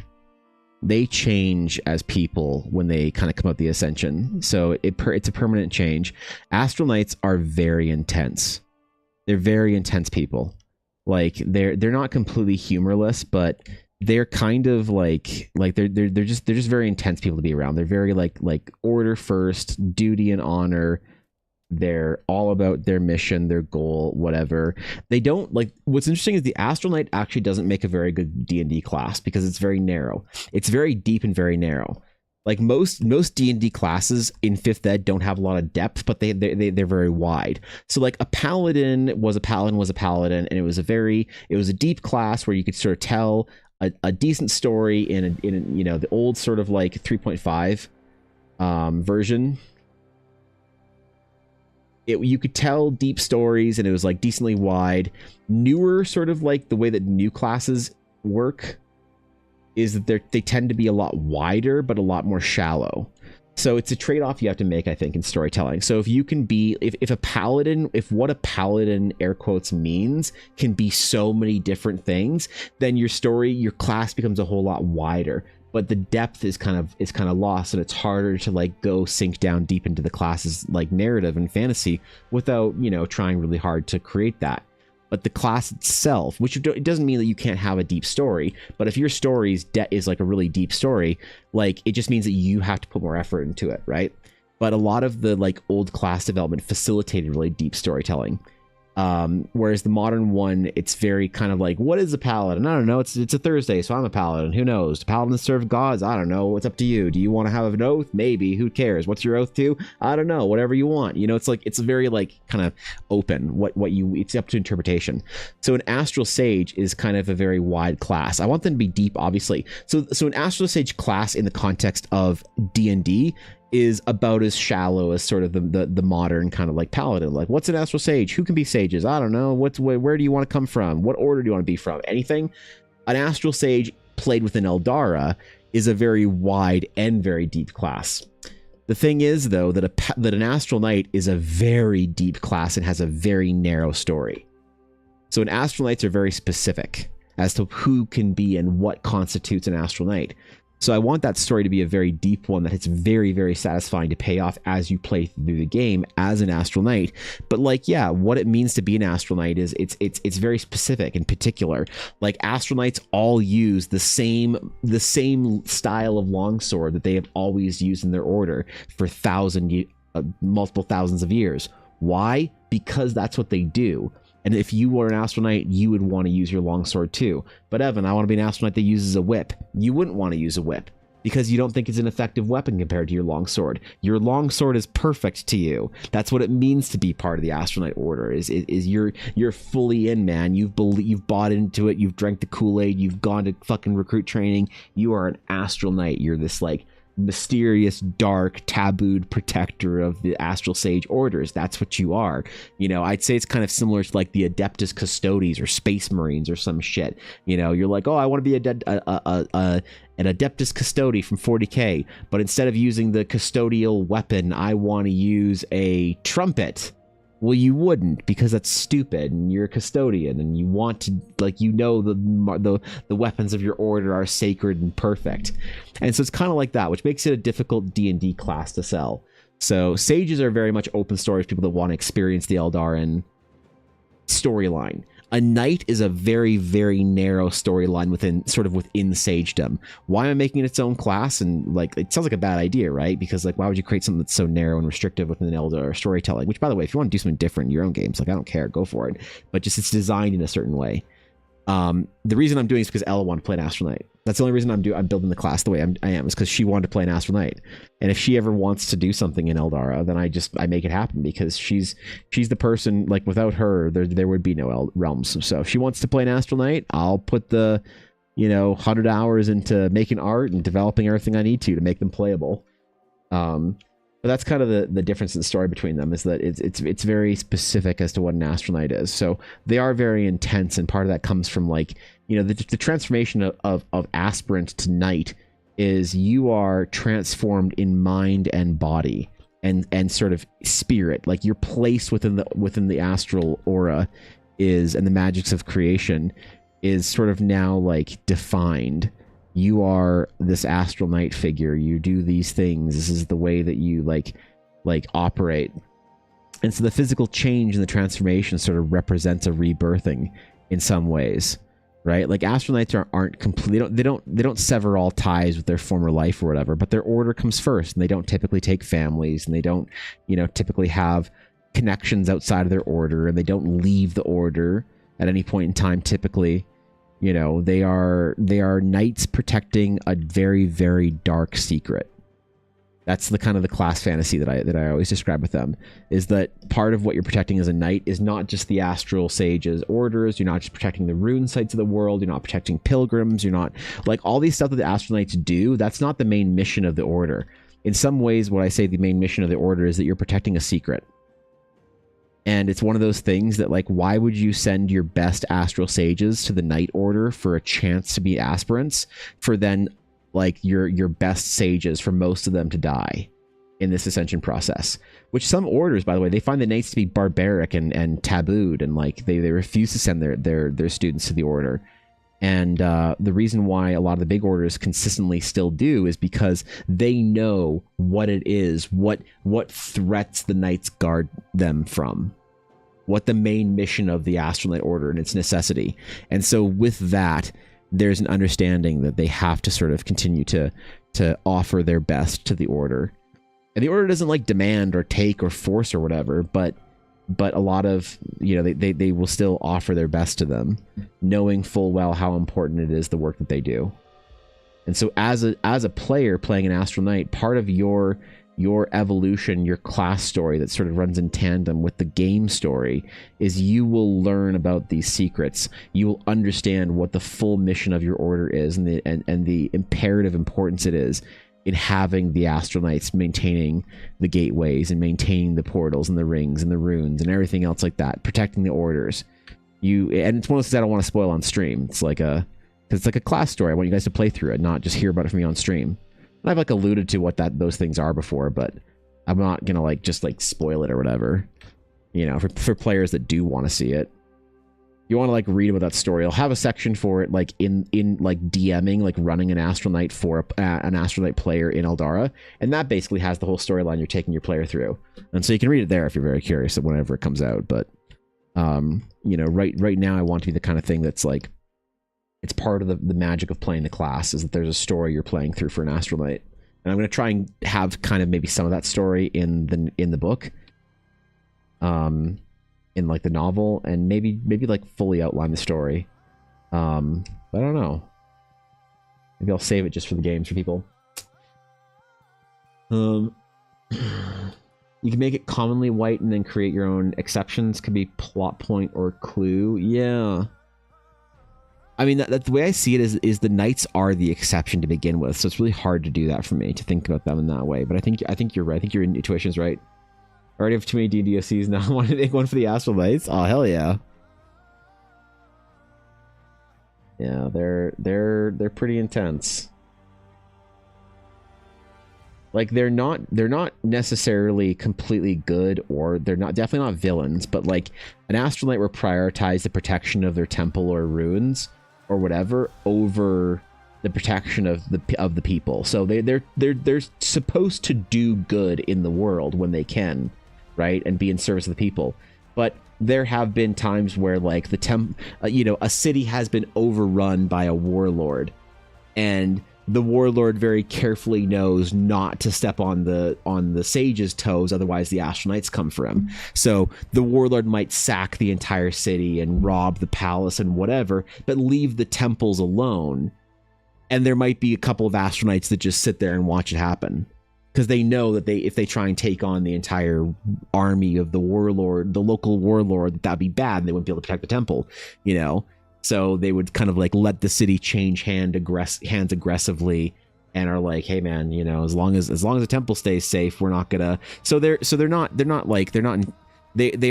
good characters, they're good aligned, but their mission and their priorities comes first above all else, because to them, it is something that they will let like the innocence of the world suffer if it means protecting whatever their mission is, and without getting too close to spoilers. So, but yeah, that's like the vibe of the knights. That's why there's such a difficult story, and then the way I want the transformation to be so like distinct between them as a person and them as a character, like that you're playing in D&D as like your main sort of character. And like making backstory for an Astral Knight's like really tough, because like, what's your backstory? You were an astral sage that was selected for your talents within magical sort of manipulation, and you were offered an opportunity to go train with the order, and so you went and trained with the order like as a young, you know, 15-year-old, and then you decided that you liked it here and you wanted to try and become an aspirant, and so then you spent the next 7 years of your life training with the fucking blade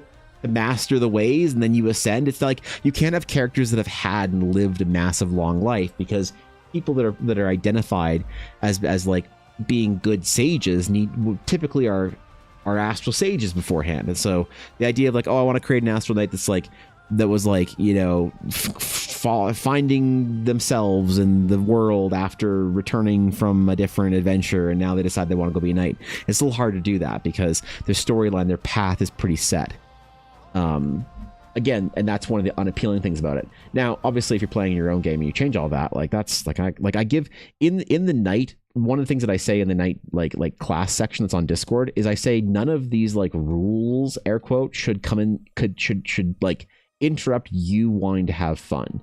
And if you don't like any of these like rules or requirements or guardrails or restrictions or whatever, then discard all of them in the name of you having a better game and having more fun. And I'm dead set on that being something I'm very serious about, you know, because I feel like players need permission to like break the rules sometimes. I've come around on my criticisms of WotC giving people permission to change the rules, because I've realized a lot of people don't know how to like play D&D in like an open, free kind of way like we used to. A lot of newer players sort of see D&D as rules as written, and if you don't get permission to have, you know, one thing or whatever, one trait or another, then you just assume you can't as a player. And so it's important to me like add that kind of like stuff in so people know. But I don't know, I hope people want to play the Astral Knights and Sages. I don't know if the Knights will be as popular as the Sages will, because the Sages, you can be like, dude, you can be anybody. You can come from any background, tradition, whatever. You're just a spell slinging space wizard, you know. The Knights are their mechanics are inherently tied to their story in a lot of ways. So love playing tanks, but magic is also fun. I mean, they kind of do both. Like a lot of the Knights' abilities, like even within the Astral Knight class guide, they have a bunch of abilities that are kind of like pseudo tanky. You can play an Astral Knight as a tank. So they have like, you can kind of think of it as spell slots, but they're melee casters in that way. So like a lot of their different rune spells will give them like temporary hit points and kind of shields. Like, where's an example of one? Like Strike the Horizon. So you make an arcing slash, cleaving through the fabric of reality and unleashing an explosive wave of astral energy in a 30-foot cone. Each creature must make a dexterity saving throw. On a failed save, the target takes 46 force damage, or half as much on a successful one. After the strike, some of the energy is absorbed into your protective tattoos, giving you 1d6 temporary hit points for each creature struck at the start of your turn. So, like, you can just run up to a whole bunch of guys and just slash them and then just, like, hit me, you know? So, you can be pretty tanky if you want to build an Astral Knight that way, I think. But they're not supposed to be direct tanks. They're not supposed to replace a tank, but they're supposed to be definitely a forceful brawler. And if you want to sort of spec them that way, you can change them from damage to being a little more tanky. I don't know if they could like solo tank an entire sort of well-balanced D&D party, but they definitely are tanky, you know, in that way, or at least that's the intention behind them in some ways. So I don't know. They're off tanks, yeah. That terminology doesn't necessarily always flow with D&D players, but they are intended as an off tank. They're intended as an off tank, or like in League of Legends, a brawler. They are still like firmly though a damage focused class. All their biggest spells and biggest like abilities are just crazy damage stuff. Like they're my favorite ability that they have is, it's really tough to balance this, but I think we actually got it right at some point. It's supposed to be really, really brutal because it's like a very high level ability. But one of their highest level abilities so far that we wrote was Dark Constellation, which is like a level 8+ spell, but you would burn you'd burn every single action you basically had for the day if you used it at level 8. So it's supposed to be more like a 15th level spell kind of thing. But open yourself to the deep sky and briefly connect your spirit to a constellation. This connection bends time and space around it and causes you to blink through reality at a rapid speed. As a single action, you may make up to 1d6 + 1 additional attacks this turn on any number of targets within a 30-foot radius, teleporting to an unoccupied square adjacent to each new target. So you could make 1d6 + 1, and at that point in time, you would have 2 attacks. So up to 9, between 4 and 9 attacks against one target if you really wanted to that turn. If you want to just blink on one target over and over and over again, you can do that. Or you can blink around the entire room, just like pinging around, making attacks on all the different targets. So they are definitely, as I said, a damn damage focused class. It's just they have some decent defensives in there, built in intentionally as well. So bruisers with skirmisher tendencies. Yeah. It's a shame to think people need permission to use their imagination. It's kind of sad, but I guess the other games like Monopoly are specifically not for imagination, so I guess it makes sense. Yeah, I think it's also partly the kind of the in some ways, Silesian, I'll also say that it's the fault of Wizards. So Wizards never expressively gives you permission to use your imagination. Like, if you remember the way that like Gary Gygax used to talk about D&D, he would always say something along the lines of, the rules are made up, do whatever you want, like it's an imagination game. If you want to change a rule or make a rule or house rule it or whatever and not use my silly rules, like go for it. And WotC stopped doing that at a certain point in time. And my intuition is that that came as an economic solution for them. Because if they say you can make up the rules all you want, then why would you necessarily buy WotC content if it's not the best? Now, what you'd hope for is you'd hope that the rules that WotC publishes are better than anything you could make up, so you'd still want to buy their stuff, which is, in my opinion, what happened in 3rd edition through kind of midway through 4th at a certain point in time. But it seems like a lot of the sort of the neutering they had to do to their own game in 5th edition to make sure that everyone could play without any bugs or glitches or anything in their gameplay meant that a lot of the rules they published were kind of boring or lackluster. So homebrewing has never been more important, I think, for D&D than as it is for 5th edition. And people disagree with me on that. It's totally fair. I respect the opinions, and people generally don't respect mine on that one, but whatever, it's fine. You know, it's Gucci. But with that,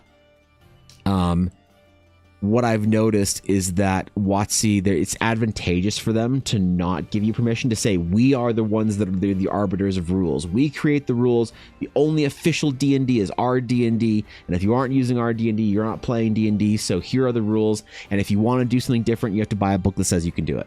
And so you're kind of training the players into thinking like, oh, rules as written are really important. Like I can't play an orc with elvish features, you know, mechanics, unless WotC says so. And they create Tasha's and say we're now allowing you to mix your ancestry and your heritage, so now you can be an orc with elf features. And you go, yeah, dude, I've always wanted to do that, you know. So I think it's one half the community's problem and one half WotC's problem, and either one could have sort of like made it a little bit different, like as far as the outcome goes. But what it means now is that modern D&D players that haven't been playing very long, and like by that I mean have been playing in 5th edition, and so I say haven't been playing very long, but really that's like within the last decade, which is a long time. But anyway, in that modern era of D&D, a lot of players who are new to the game then are not used to there being this kind of idea of you can play what you want, do what you want, be whatever you want. It's an imagination dragon game, bro. If you want to imagine your dragon can do different things, then you imagine a way, you know, go off young sailor into the sunset and have a great fucking time.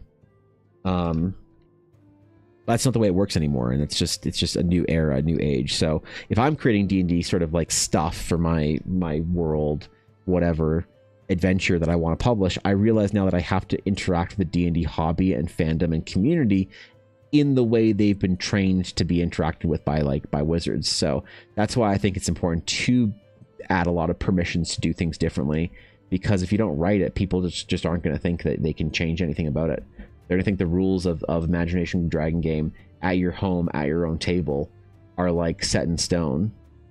You know, and some of that was also built by the culture. It's not just the new D&D players that sort of are. I'm not saying like they're the problem.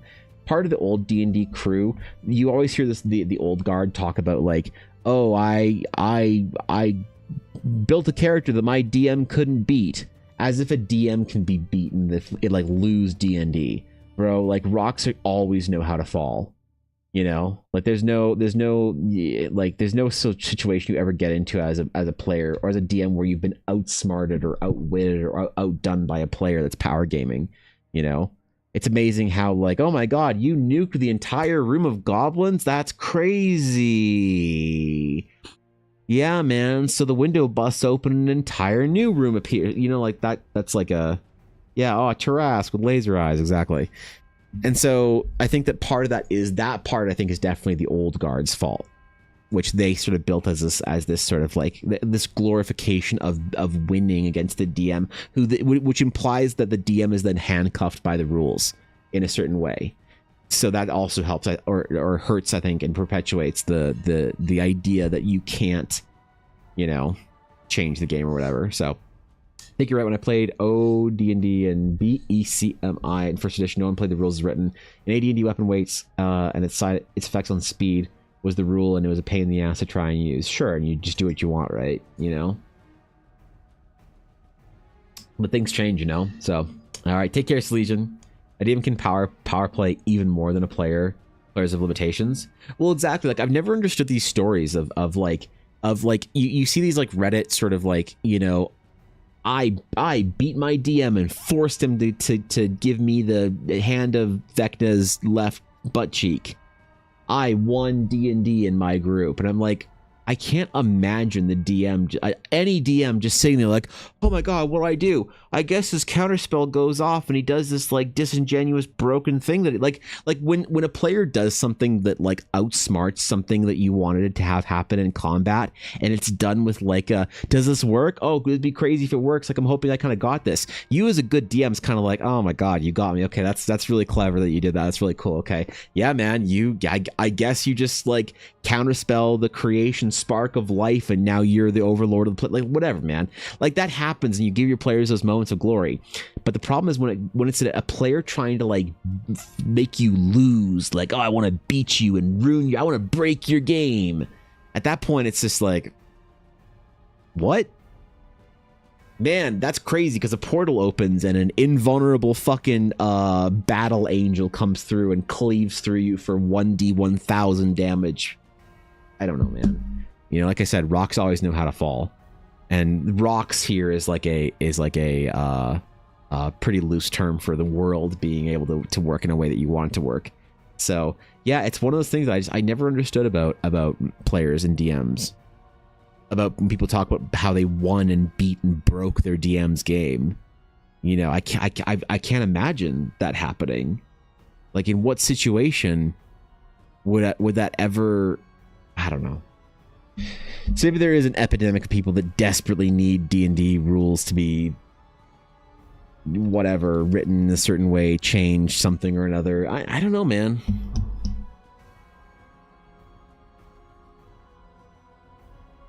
I'm trying to think of if that like ever happened or something close to that ever happened in any of my games, and boy, man, I just can't wrap my head around it, Maybe like narratively, if there's like some sort of like rules of the world set up and they sort of play within them, but that's not really like. Maybe at the end of the day, the problem is just playing with adversarial players. Like, actually, no, that is a problem. Like, that's one thing that I won't do is I'll never play with an adversarial player. A player that thinks that it's me versus them, and I'm trying to provide them a challenge, and so I am playing against the players to provide them a satisfying challenge they can overcome and designing a game that's fun to play. But I think that when it becomes personal, they want to beat the DM and win against the DM on a personal level. That, I think, it's like, as soon as I did, like, you know the difference between somebody that's trying to win your game and someone who's trying to beat you. You know what I mean? And as soon as I detect that, and it's very rare that I ever get a play like this, but the second I whiff that, that's the last time I ever played D&D with that person, right? And a lot of times this would be like, hey, can my friend come to D&D? Yeah, sure, man. And then their friend comes to D&D and they play one game and I'm like, oh, you are going to be a problem. Okay. Hey, man, thanks for coming to the group. Super fun having you there. Really love to get to know you. I think you play a different style of D&D than each other, and I don't think we'll mesh well. So thank you so much for coming. I appreciate it. Have a great life, and that's the end of it, right? And sometimes not playing D&D with a friend even is a good idea. There's one friend in particular I have that was a dear friend for a long time. We just lost contact. Not like anything fell out, but I realized we just couldn't play D&D together. And in order to preserve the friendship, we never did. Original Tomb of Horrors was written to take down the power players. Jim Ward would run his own one shot at cons, and at the end, you had to roll a save. If you failed, your character is banished the astral plane permanently. Because like Tomb of Horrors was, yeah. Tomb of Horrors is fun because it feels adversarially unfair. It's like like Temple of Elemental Evil and Tomb of Horrors are the two ones that I really have memorably feeling like this is like a game we're not supposed to win. I kind of like that. It kind of felt like Dark Souls, you know, or that kind of vibe, that kind of game that you have to overcome this like unbeatable, insurmountable challenge. And there's something about that, especially if it's applied in some ways, like in a casual setting with a DM, or by a DM with love, then I think it's a lot more fun. But no, I mean that's totally like funny that it was necessary to build something like that at the time, you know, because the power gamers, man, oh my god, they just ruin everything. Ugh. It's why you can't have any. It's why I can't have nice things, man. It's why mythic rating in World of Warcraft has to be so difficult.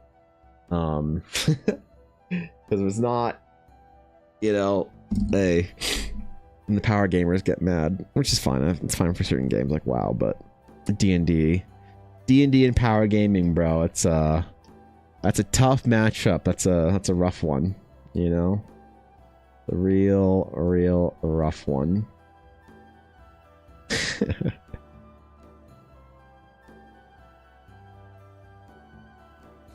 As long as you're not playing against adversarial players, it's fine. Power game away on both sides. It's like metagaming, you know? Metagaming is more often than not hilarious and encouraged at your table when it's done with the intent of love and friendship and memes. Well, that's the problem, is it if it isn't. It's like DMPCs. DMPCs aren't a bad thing at all. The core concept of DMPC isn't a bad thing to have in your D&D game, but people associate it with villainous DMs because it's often applied as a means of control by somebody who desperately just wants to be the hero of their own story, you know? So okay, man, this is gonna be a big piece. I'm realizing just how deep we're going on this one. I think we got the basic portrait down though right now, so that's probably a good stopping point today. And we'll pick it up tomorrow and try to finish our dearest Varen and capture the elegance and grace that is an Astral Sage and get her good to go. So all right, guys, thanks for chilling with me today. I appreciate it. Got some things to do. I got a quick little appointment I need to run off to in a little bit. So, what's my outro? Is right there. Cool.